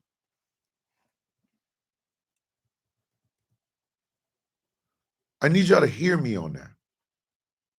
I need y'all to hear me on that. I sent Taz a story my wife sent me that I'm going to open up, and Taz will probably talk about it on the Taz Effect, but I need y'all to hear what I'm about to say, because this is the embarrassing part of having this son of a bitch as president. From the Huffington Post, Trump buys at least $82 million in bonds since late August, disclosure shows. According to the forms released by the U.S. Office of Government Ethics, Trump carried out more than 175 financial purchases from August 28th through October 2nd. This is a man that told y'all that his company was in a quote-unquote blind trust, and at the same time said his company is being ran by his sons. Do you understand how much money these bastards have made off of cryptocurrency? So the next time one of them patchouli-smelling bitches with the long-ass hair and the weird-ass, fake-ass Pharrell hat comes up and talks about, bro, crypto's the future. You have my goddamn permission to beat his ass and then tell him, I'm running this shit. Sit your $5 ass down before I make change. because cryptocurrency is how Donald Trump just funneled millions of dollars into his goddamn pocket. This is a man that met with the new Syrian leader who is a member of Al-Qaeda and the ISIL people, right? He wanted to meet with them over Veterans Day. Morning, Chantel. He wanted to meet with them over Veterans Day weekend.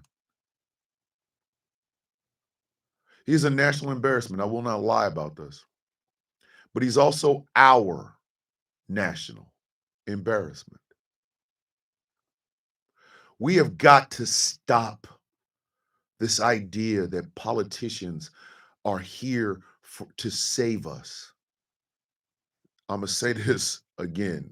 I should put this on a t-shirt. I should absolutely put this on a t-shirt. You are the employer. Politicians are our employees.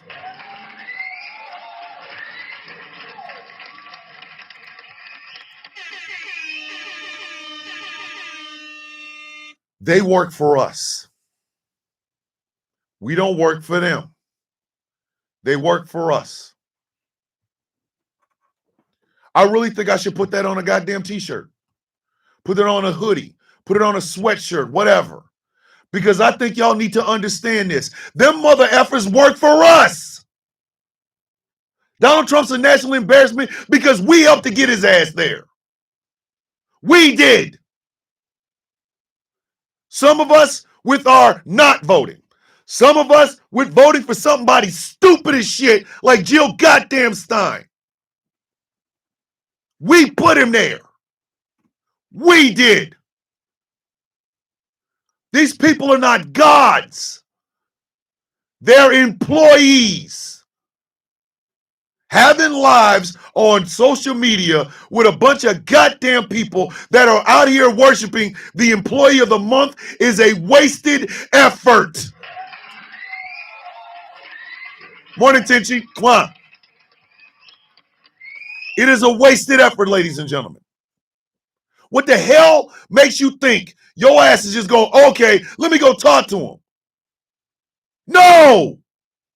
If these people are so hell-bent on worshiping an employee of the month, leave their ass where their ass was. Tell them like you used to tell old people when you about to fight. If I catch you on the streets, I'm going to leave you wherever the hell I find you. Leave them where they are. Stop trying to talk to them. The left doesn't know what a woman is. Bitch, who gives a shit? Can she eat? I don't want to hear that. I don't want to hear a goddamn thing because I don't give a shit if it's a trans woman or a biological woman. Both of them deserve food. God damn.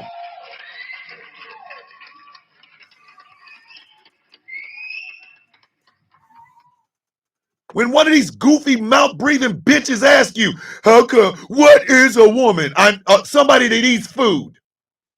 Somebody that eats some goddamn food. Needs a roof over their head. Maybe some groceries. I don't want to go into no goddamn conversation with some jackass about we don't want women and women's sports. I want all the people that play sports to have some food. Am I wrong for that? The hell are we doing right now? You can't fix a goddamn thing if your ass ain't willing to work for it. Kick in. Come up with new ideas. Bring them to the table. Let's all debate them. Let's figure out whether or not this is exactly the position we're going to have. Is this where we're going forward? Instead of being on the outside bitching. And that's what America has taught all of us. And guess what, kids? The rest of the world takes a cue from us. If we ain't gonna fight, what the hell makes you think they are? There are some evil human beings leading countries right now. But because they can flick your little bean or whatever the hell it is that you think matters to you more than running this goddamn country, that's why they do what they do. Because they know your dumbasses are dogs with squirrels around. They can distract you. I'm sorry, you can't distract me. I'm too jaded. I'm too bitter. I'm too angry. I'm too tired. I'm too depressed for me to be sitting around worried about what the hell's going on another goddamn country when this one has homeless people sleeping on a goddamn street.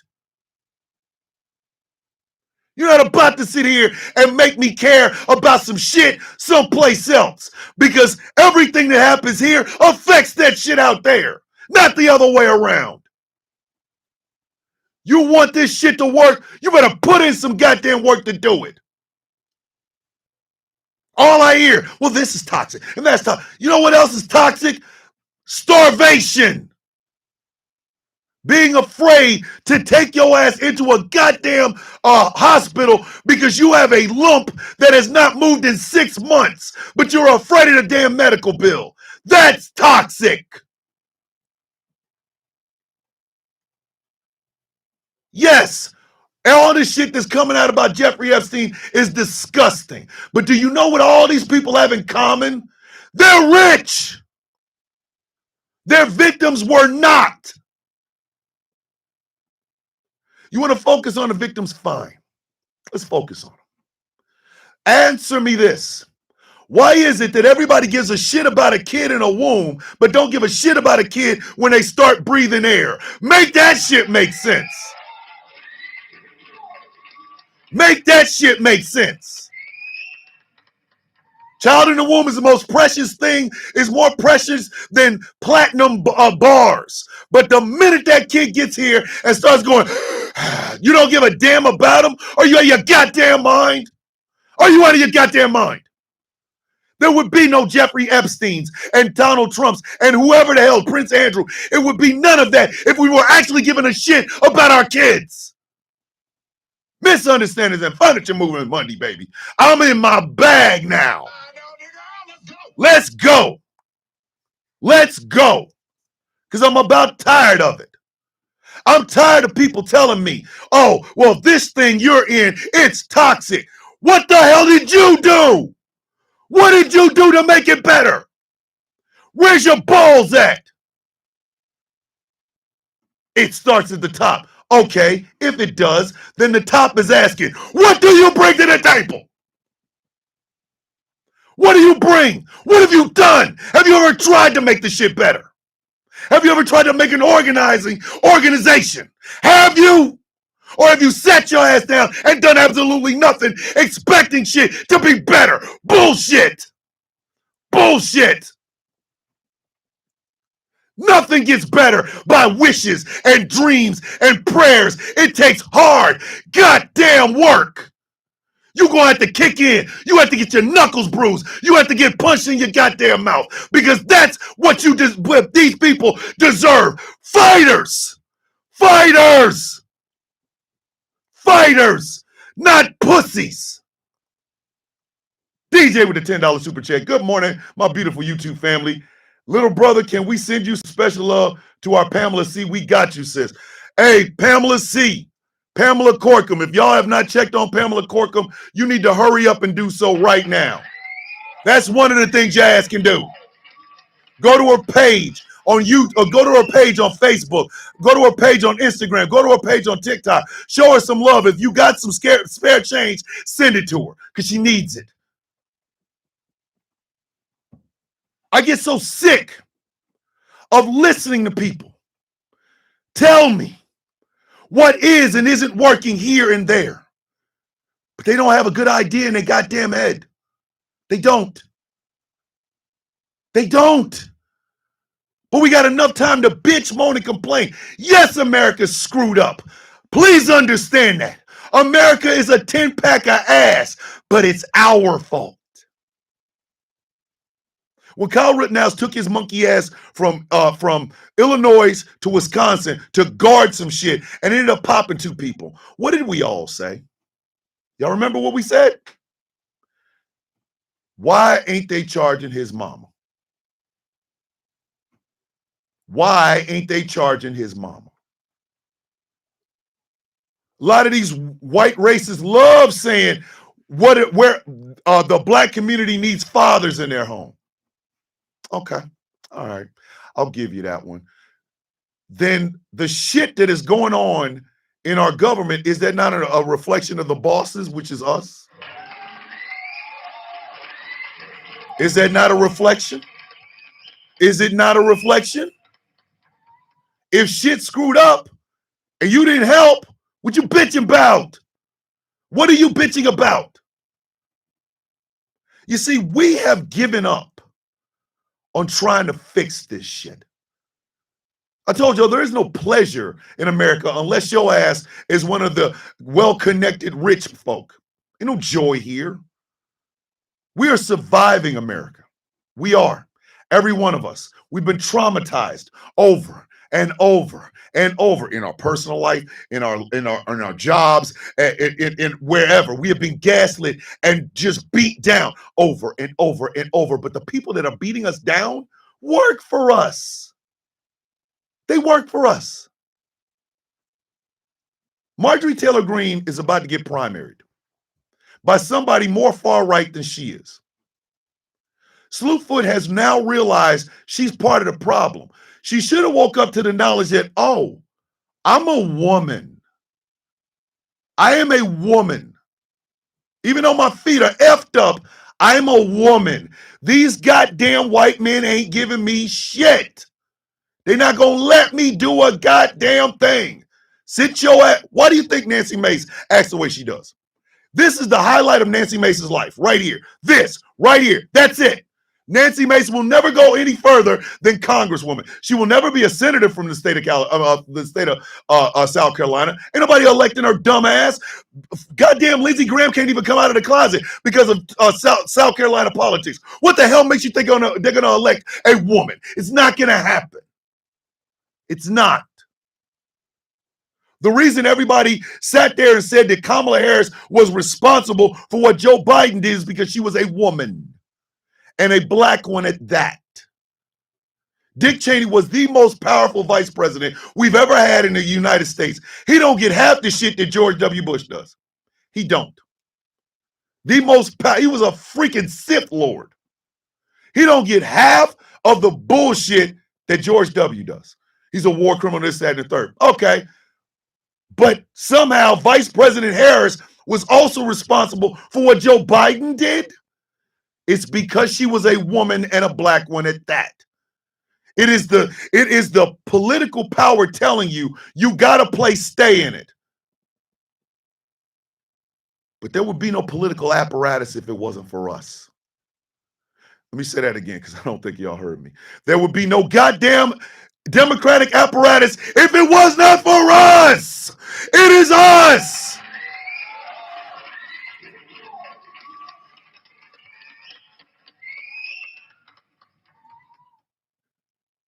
We not about it. We like to talk like we are, but we're not. A lot of people can't protest because they are afraid of losing their jobs. A lot of people can't speak out on social media because they're afraid of losing their jobs. Only the ones that have no fear of that are the ones that are speaking out the loudest, which is fine, Magpie said, Thomas, my mom said something that stuck to me. If Germany's right gets what they wanted, they would collapse in less than 1 week. And she's effing correct. That applies to Americans as well. Yeah. Yes. The white male-centric part of the United States would collapse without the rest of us. Let me help y'all understand and say this one more time.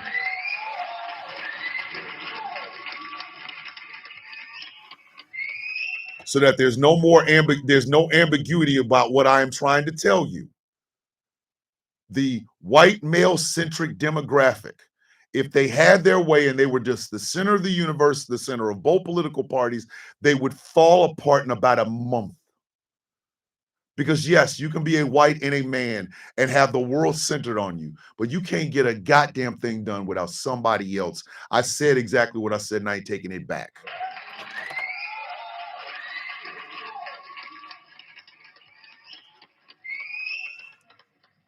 America acts like a damn.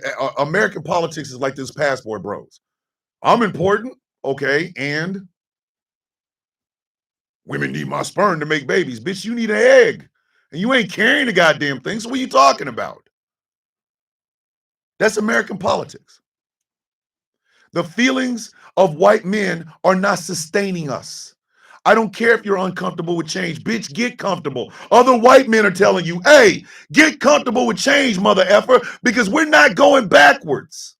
We're not. It's done. It's a wrap. It's finished. It's over. We're not going backwards. But the only way we go forward is if everybody kicks in. This cannot be a one demographic thing. It cannot be a one age group thing. It cannot be a one economic bracket thing. It has to be every single solitary American fighting at the same time, expressing themselves as, I'm the goddamn employer. These people are my employees. Why am I running in fear of them? It means standing up and standing out and being the person that says the uncomfortable shit. The uncomfortable shit is this. America is ass right now. And it's our fault. I do not care how we got here. I care that we're here. We're here now. So we got two choices. We got two choices. We got to fight or we got to flee. No organization gets better. No organization gets better if all you do is complain about it. There is no such thing as a dumb idea. My friend, my good friend, my brother, and co-owner of Ghost Claw Productions Radio, Mr. Jeff Kennedy, has entered the room. Good morning, Jeff.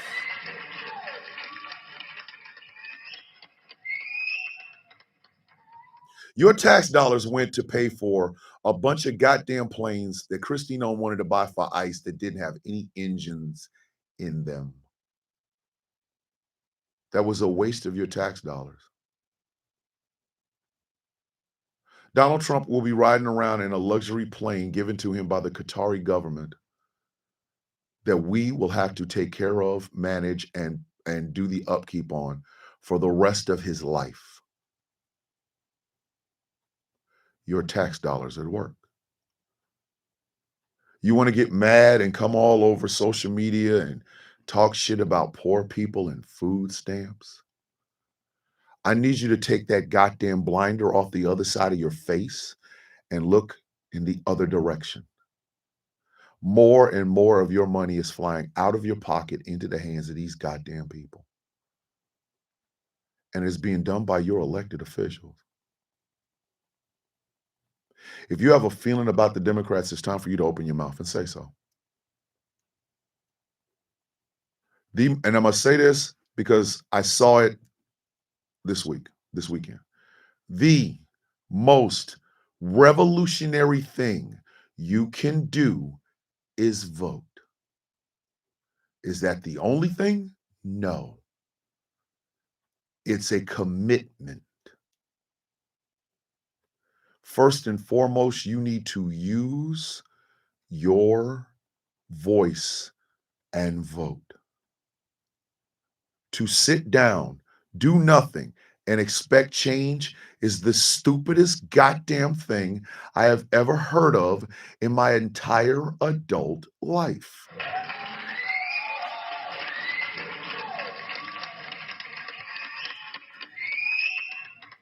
How you gonna fix some shit on the inside of the club if your dumb ass is outside? Yes, ladies and gentlemen, it's gonna hurt. You're gonna have to think about a whole lot of things except for that one little itty bitty thing that you're concerned about, because it's interconnected, people. It is. It's interconnected. If we get universal health care, that means every single American can go to the hospital for whatever problem they have and know that you're not going to put yourself in a financial bind when you walk out. That means you heal, which means you work. If you are sharing in the profits of the company that your ass is working for, you have a better quality of life. If you have a better quality of life, you're able to do things. You're able to be there when your kids need somebody to do their homework. If you're demanding that the education that your children get in the United States, whether they come from some wealthy area or the poorest part of the poorest city in the poorest state in America, if they all get a good education, not just a regular education, teaching to the test, no. Where in certain places, when they get to junior high and high school, they are starting to get more financially literate, then your kids become better stewards of everything that you have fought for, bled for, and voted for. And then the cycle continues. Some of y'all have got to get to that first part.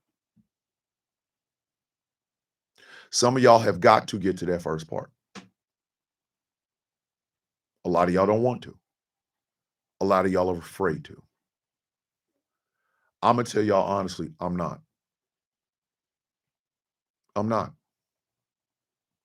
I have, over the past year, seen what it looks like when people think it's a club rather than an organization. I have watched it happen. I told y'all in a video, I was told by someone that someone else did not want to be on a panel with me or anything like that because of people that I used to hang out with. Let me tell you something. You ain't got to like me. You genuinely don't. I understand if you don't. But like I said before, don't attribute the sins of a person you dislike to me. Keep it on them. Politics has to be the exact same way.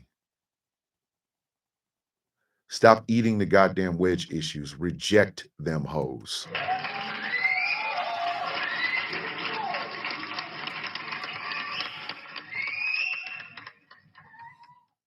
When somebody asks you about abortion, if you ain't got no damn uterus, give them the answer of, I don't know what the F your ass is talking about. Let's go. If you're not in a gay relationship or having relations with a trans woman or a trans man, at the moment they ask you the question about trans people, tell them, I don't know what the F your ass is talking about. Please keep it moving. Let's go. If your ass ain't black, stop acting like you know exactly what the hell goes on in the black community or brown community, the Native and indigenous community, the Asian community, the Jewish community, or the Muslim community. If your only answer to that is stereotypes, I'm going to need you to really get out of our goddamn face and go get some goddamn business someplace else. Let's go. Because I'm going to tell you something, and I mean this. I mean this sincerely, okay? If you're not willing to work, I don't want to hear your bitching. I genuinely don't. I genuinely do not. I don't want to hear another goddamn wedge issue. I don't want to hear another thing about none of that shit. I want to take care of kids from the womb to the tomb, not just the womb. I want every person, even the people that are walking around here with swastikas and bullshit on them, I want your family to eat. I want you to get a livable wage. I want you to be able to improve your house. Therefore, you improve your life, and maybe you'll let go of that bullshit. You live in a country that is diverse on purpose. This was not accidental. When we opened the doors, everybody came in. So guess what? You now live in a country full of Spanish people, Mexican people, Cuban people, Honduran people, Dominican people, Haitian people. You live in a country filled with people from Zimbabwe and Mozambique and South Africa and Benin and Gambia and Liberia. You live in a country right now filled with people who are Arab. They are Sunni Muslims and Shia Muslims. You ain't got to like it. Just learn how to live with it. And stop electing people that twing your little racism, sexism, homophobia, xenophobia, anti-Semitism, Islamophobia, transphobia, or ableism. Stop giving these people breath. If it ain't about dollars, it don't make no goddamn sense. I am never going to sit up and discuss the life of a trans woman who wants to goddamn throw shot put because you feel uncomfortable that they're a trans woman. Bitch, if it don't make dollars, bitch, it don't make no sense.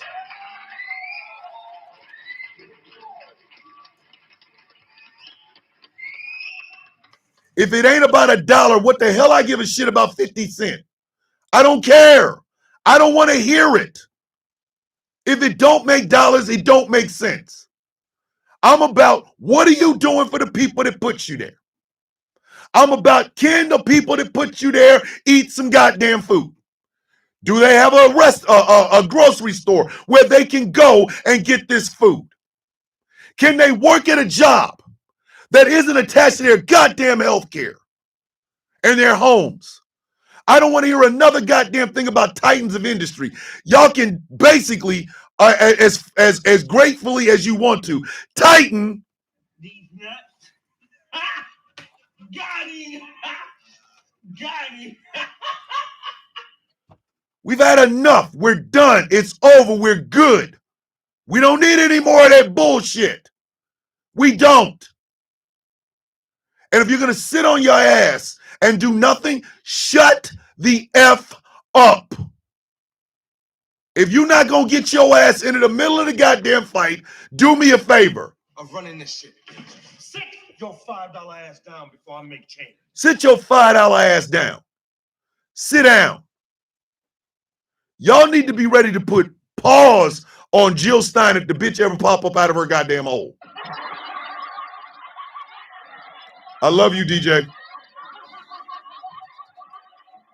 If that hooker jump her dumb ass out of the goddamn hole in 2028, y'all need to make sure the bitch don't ever jump out of that mug again. Oh, Jill, you want to run? You better run out of this goddamn room, bitch. Ain't nobody trying to hear you. Ain't nobody trying to hear your non-smoker, yellowed ass, teeth having ass. You can go on some goddamn where. Get your distraction ass the hell on.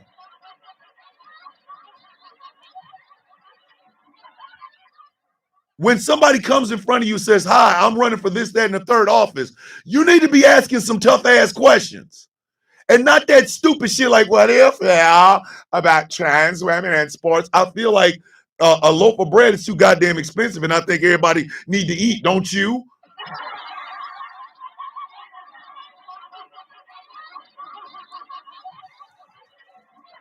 You need to lean on a community that you have.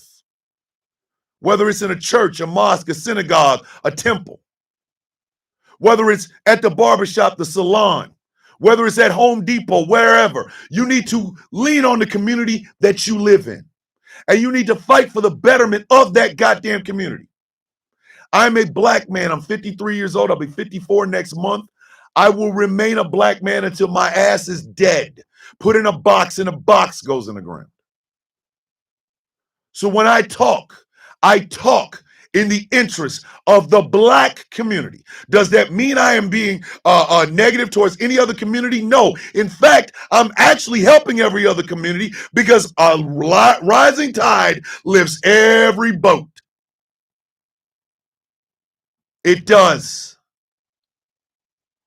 Don't ask me, well, do you think black people deserve reparations for something that you never went through? Number one, bitch, no.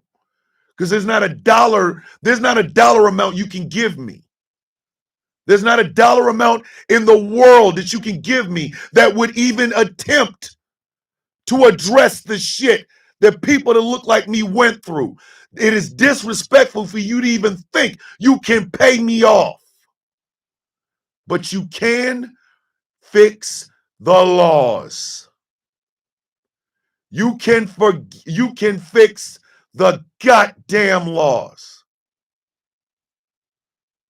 You can get some of the brothers and sisters that are sitting in prison right now for non-violent offenses like holding on to some shit or using it. Get their ass out of there. We can stop centering goddamn corporations. They are conglomerates. They can conglomerate these nuts. You don't deserve another goddamn tax break. In fact, we look at all your wealth and we're thinking, bring ass to get ass. You got to bring ass to get ass. You want to bring your ass in here and talk shit? We need to know how much you made. How much? Where'd you get your money from? Is any of my tax dollars in your pocket? Because if it is, bitch, I'm looking at your ass with the Boab bird. I'm looking at you with the Boab bird. We need to not allow. We need to highlight voices of women of color, Black, brown, Native. Because women in the world, again, I say one more time, the greatest untapped potential, the greatest untapped knowledge base are women. Women. If you can't be led by a woman, then maybe go sit your goofy ass down and let her lead, and you shut your punk ass up. Shut up! You want to fix something? Stop sitting on the sidelines of it. Get your ass in there. Get your knuckles bruised. Get hit in the mouth a couple of 2, 3.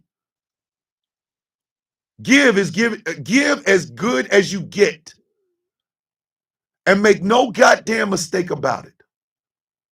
That is what's going to be needed over the next couple of years.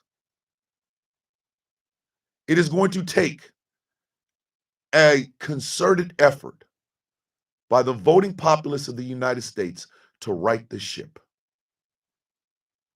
If you can tell me how many yards Saquon Barkley got in the last Eagles game, you can also tell me what policies you would like to see put in place and who your damn elected leaders are so we can get it done in the first place. You can do that.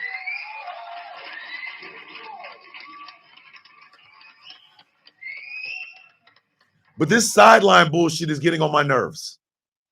It is. It is absolutely riding the in parts of my nuts, and I'm tired of it. I am tired of it. I'm the co-owner and chief content creator of an internet radio station. I am. I host 4 shows, or I co-host, or host or co-host about 5 shows on this radio station. Sound of Coffee, Rouse High Exalted, Superplex Party, Villain's View. I am invested in GCPR. Yeah, Wolfie, I want you to know that you are not going through this alone. Because we are a community here, Wolfie. If it's nothing else than us sending you a good word or just letting you know that we care, I want us to do that for every one of us.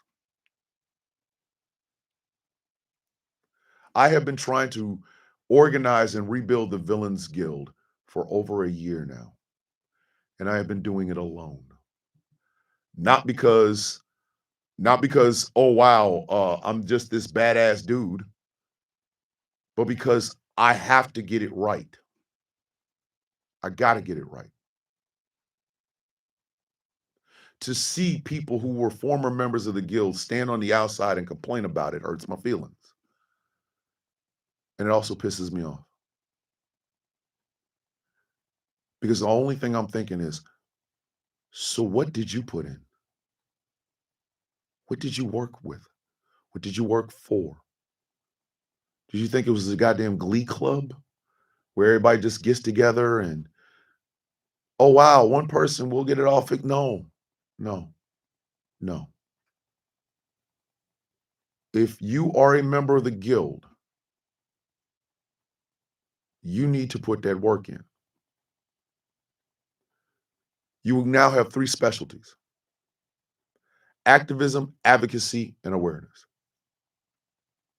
Each of us will have a specialty. Mine is awareness.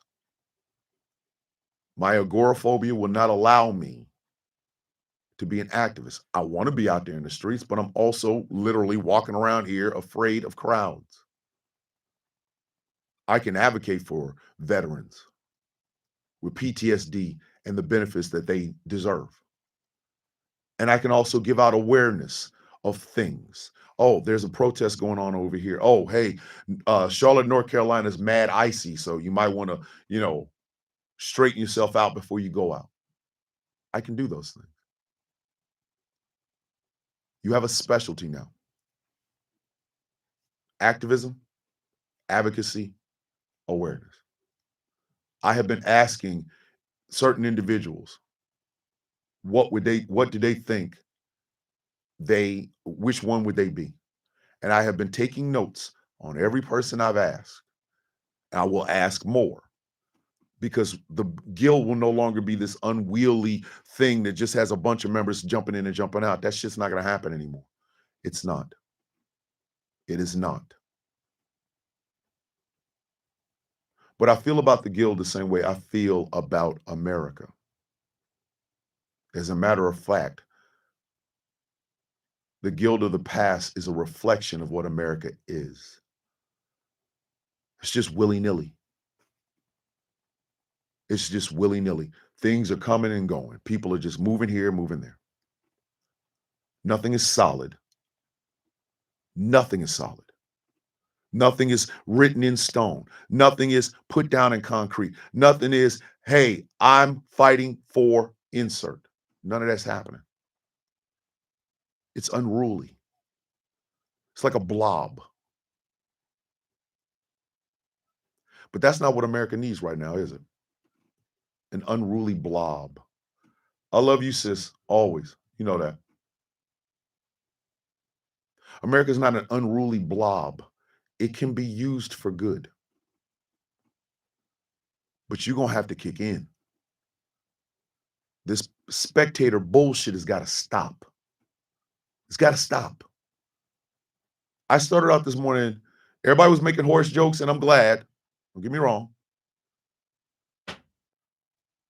But notice, everything that I'm saying, everything I've said since the beginning of this show this morning, you can quantify with your own eyes and your own ears.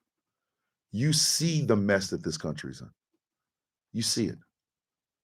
Donald Trump is literally a living manifestation of the unruly blob that is the American voting consciousness. It's all over the place. It's fighting for bullshit. It's doing a bunch of dumbass shit. It is saying things out loud that shouldn't be said. It is acting as though these things are not illegal when they've been illegal the whole goddamn time. You have people that are willing to move. If you have a line in the sand, there's people that's willing to move that line wherever their faves are at. It has politicians who helped us to get here now all of a sudden apologizing for the mess that they made. And the American people, we just sit there and watch it happen. Like we're powerless. Like our hands are infirm and we can't lift them. Like our voices have somehow been silenced and they're gone. No. You have more power than you will ever understand. But you got to be willing to use it. You got to be willing to use it. You got to be used to using it and failing. This bill didn't get passed. Let's try it again. Be willing and open to new ideas instead of Democrat, Republican, red, blue, conservative, liberal. Be willing to listen to communists, to socialists, to libertarians. Libertarians are basically MAGA light. That's they are diet MAGA. I said what I said.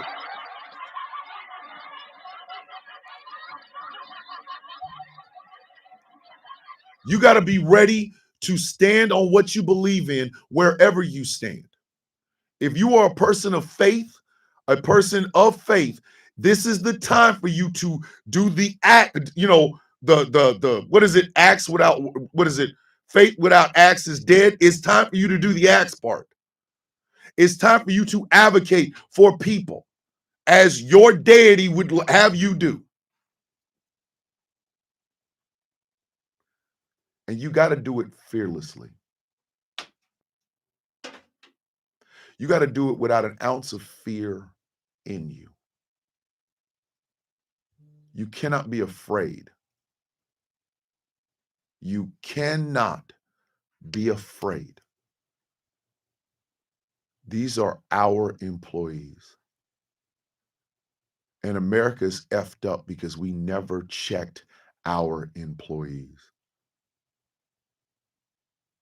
They will throw a bunch of shit at you, ignore it. Look at your table. Look at your refrigerator. Don't even look at your table. Look at your refrigerator.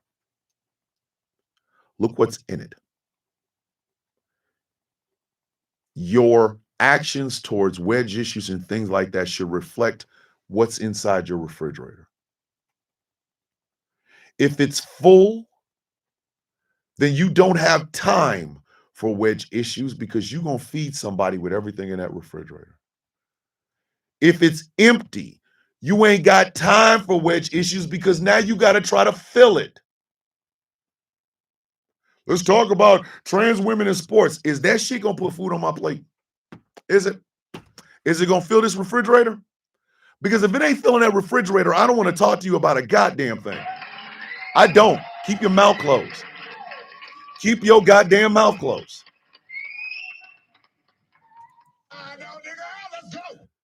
Keep your mouth closed. Don't say a goddamn thing to me. I ain't got time for it. If it ain't filling that refrigerator, shut up.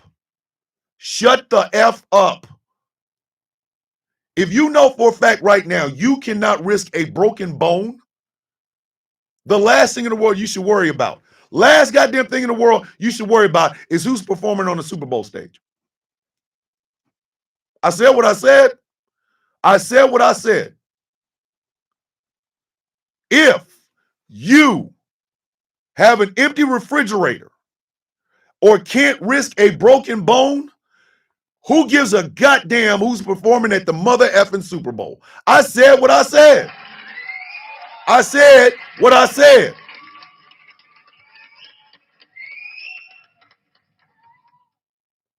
If you know for a fact your child is getting substandard education, I don't want to hear another thing about who's singing where. I don't. If you are a person that is right now, right under the sound of my voice, you are afraid to walk out your door because an ICE agent might snatch you up. They might snatch you up. Don't tell me about abortions. Shut up. Shut the F up. Is how you feel about abortion going to stop that ICE agent from snatching your ass up and sending you to a country you've never been in before? Then what the hell are you talking about? I don't want to hear another goddamn right-winger tell me what is a woman. Somebody that needs food in the goddamn refrigerator so they can eat. That's what they are. I think we should talk about food insecurity. I think we should talk about food deserts. A place where you have to either drive or take a bus to someplace a mile or more away from your home to go get groceries. Those are called food deserts, kids. Food deserts. Do I look like I give a shit who the hell is playing at the Super Bowl?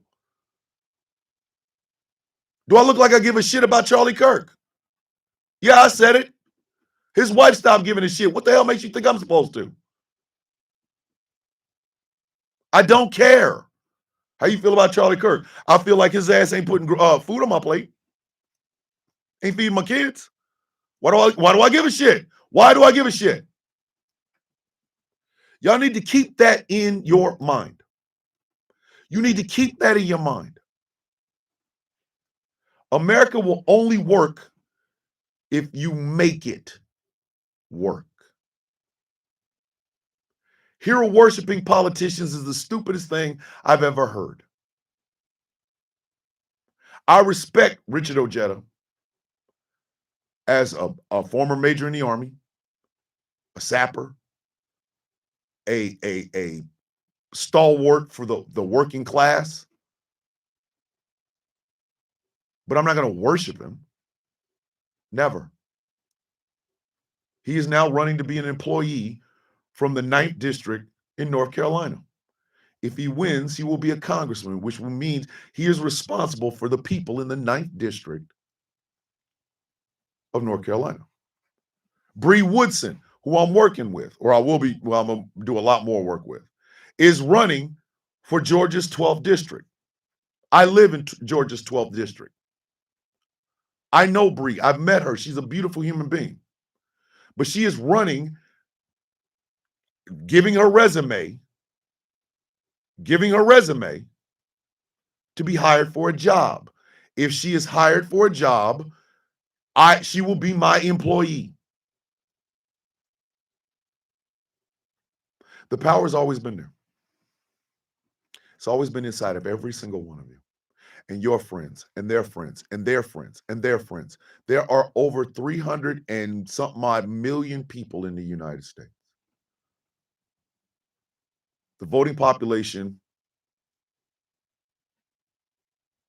people 18 and above that can vote, there's a lot of us. We don't see change because we don't ask for it.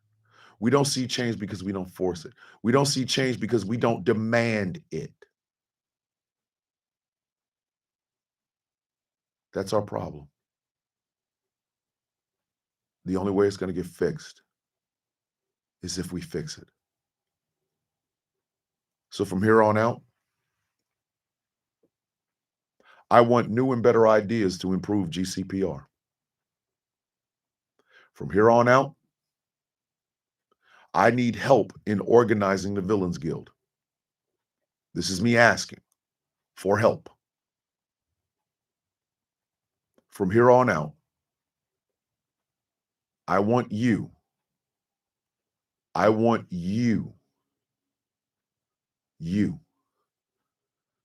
to understand that you are in charge. And like my old NCO said, when you are in a leadership position, you lead. And if you're too afraid to do that, then don't ask for change, because you're not going to get it.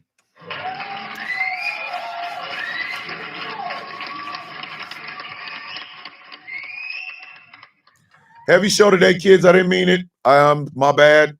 I got on a tangent, but it was been on my heart all weekend, and I just felt like I needed to say it. I love you too, can we not? I apologize if this was really heavy. I know that a lot of y'all are like, yo, man, I got to go to work after this bullshit. Like it's a really heavy show, but I needed to get that off my chest. So I apologize if it was too hard or whatever. But again, as y'all know, I come here and I try to tell the truth. Even if it makes me look like shit, I'm still going to tell the truth. So if you like what I'm doing here and would like to support, think about becoming a Patreon at patreon.com/Thomas the Villain Bishop. For as little as $3 a month, you can help me keep this going. Taz has an idea of doing a Patreon exclusive Meet the Villains. Basically, I open up the Patreon. We do a video interview with members of the guild. If we did that, I'd be in my interview bag for real. Bring them in, like, hey, look, interview, whatever, and it'd be a Patreon exclusive. So think about it.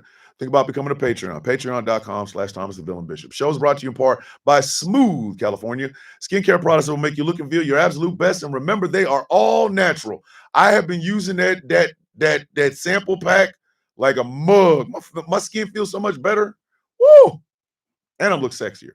SmoothCA.online. Type in the Villain 10 for 25% off of your purchase.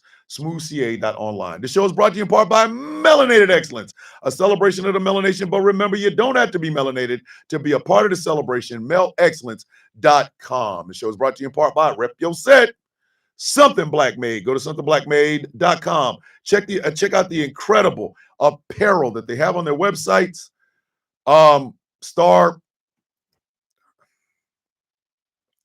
You're right, I do, but I got way too much. I can't, you know what I mean? Like I gotta keep pushing, because if I don't, I'll fail. Go to somethingblackmade.com. Check it out. And finally, this show is brought to you in part by W Energy is how I kickstart my day every day. Just a little shot of Grandpa's denture water. And I know that sounds disgusting, but it tastes delicious. You should check out some of the other flavors that they have on their website. Go to w.gg, type in Thomas Bishop for 10% off of your purchase. W.gg. The Sound of Coffee shop is open, it's running, and it's piping hot. I am still working on the Villains No King shirt. I've got the hoodie. Yes, I know. Taz wants a bedazzled pink members only jacket. Do y'all know I have to go find them damn things and then me bedazzled the shit? Have you ever tried to find a members only jacket?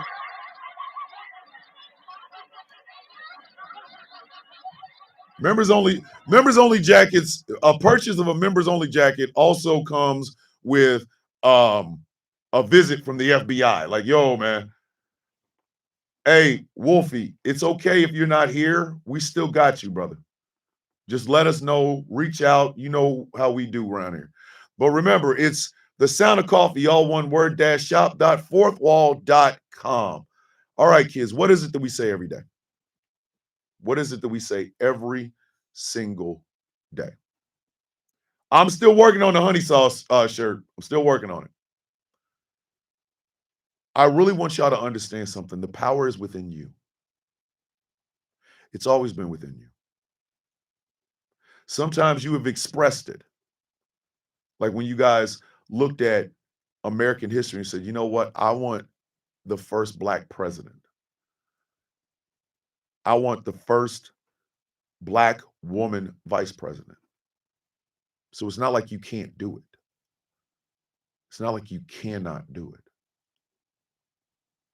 But you got to be able to say to yourself that I have the power to do it. Can't fix shit if you sit on your ass. Can't fix shit if you sit on the sidelines. Can't fix shit if all you do is complain about it, but you don't kick in, you don't put anything in. This country can be better. It can live up to the words in the Constitution. We hold these truths to be self-evident that all men are created equal. But it's going to take work. It's going to take sacrifice. It's going to take a level of focus that a lot of Americans have never had, but they're going to need to get it in a crash course quickly. Yes, ladies and gentlemen, Donald Trump is a complete embarrassment. He absolutely is. But he's our embarrassment. And if we don't want that to be the norm, we got to stop it. It is on us. No one's coming to save us but us. So what is it that we say every day, kids? May your day be as sweet as the coffee in your cup. I have a new Sound of Coffee logo. I will display it tomorrow so you guys get a chance to see it. Remember, the Venmo for Nurse Jean and the Cash App for Nurse Jean are on the right-hand side of the sound of your screen right now. Right now. Please, if you have anything to donate, please do so. It is for my good friend, Wakandan Road Rebel, one of the best guys around here. Please donate if you can.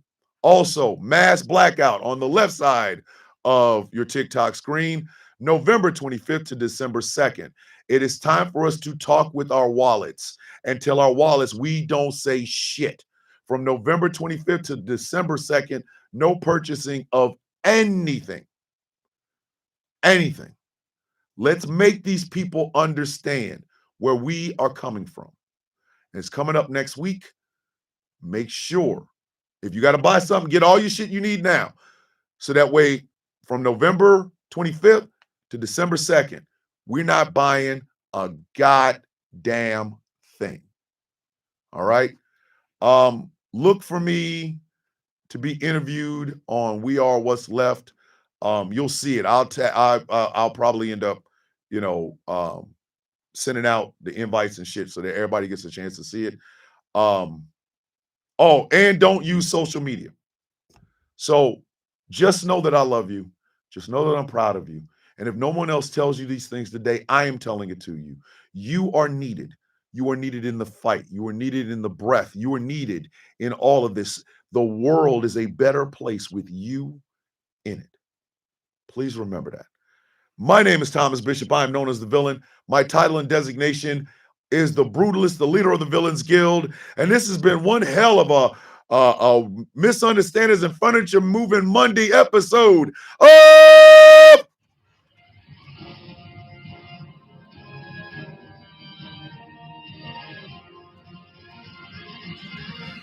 The Sound of Coffee on Ghost Law Productions Radio, GCPR, where every voice matters. I love you. I love you. I love you. I love you. You all are incredible, and it is my honor to do this show every weekday for you.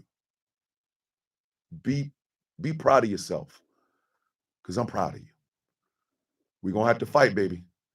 And there's no people I would want by my side more than the coffee beans.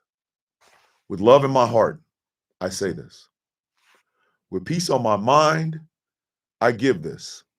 And just a tad bit of hair grease. I will be on my main account tomorrow. Tomorrow is Trifling Tuesday. I guess we got to talk about it, don't we? Y'all already know what it is. I guess I got to talk about it tomorrow, right? Okay. I will see you all in the morning. Be safe. Have a great day. Know somebody is rooting for you, and that somebody is me. Peace. I love you guys. Be good. Please.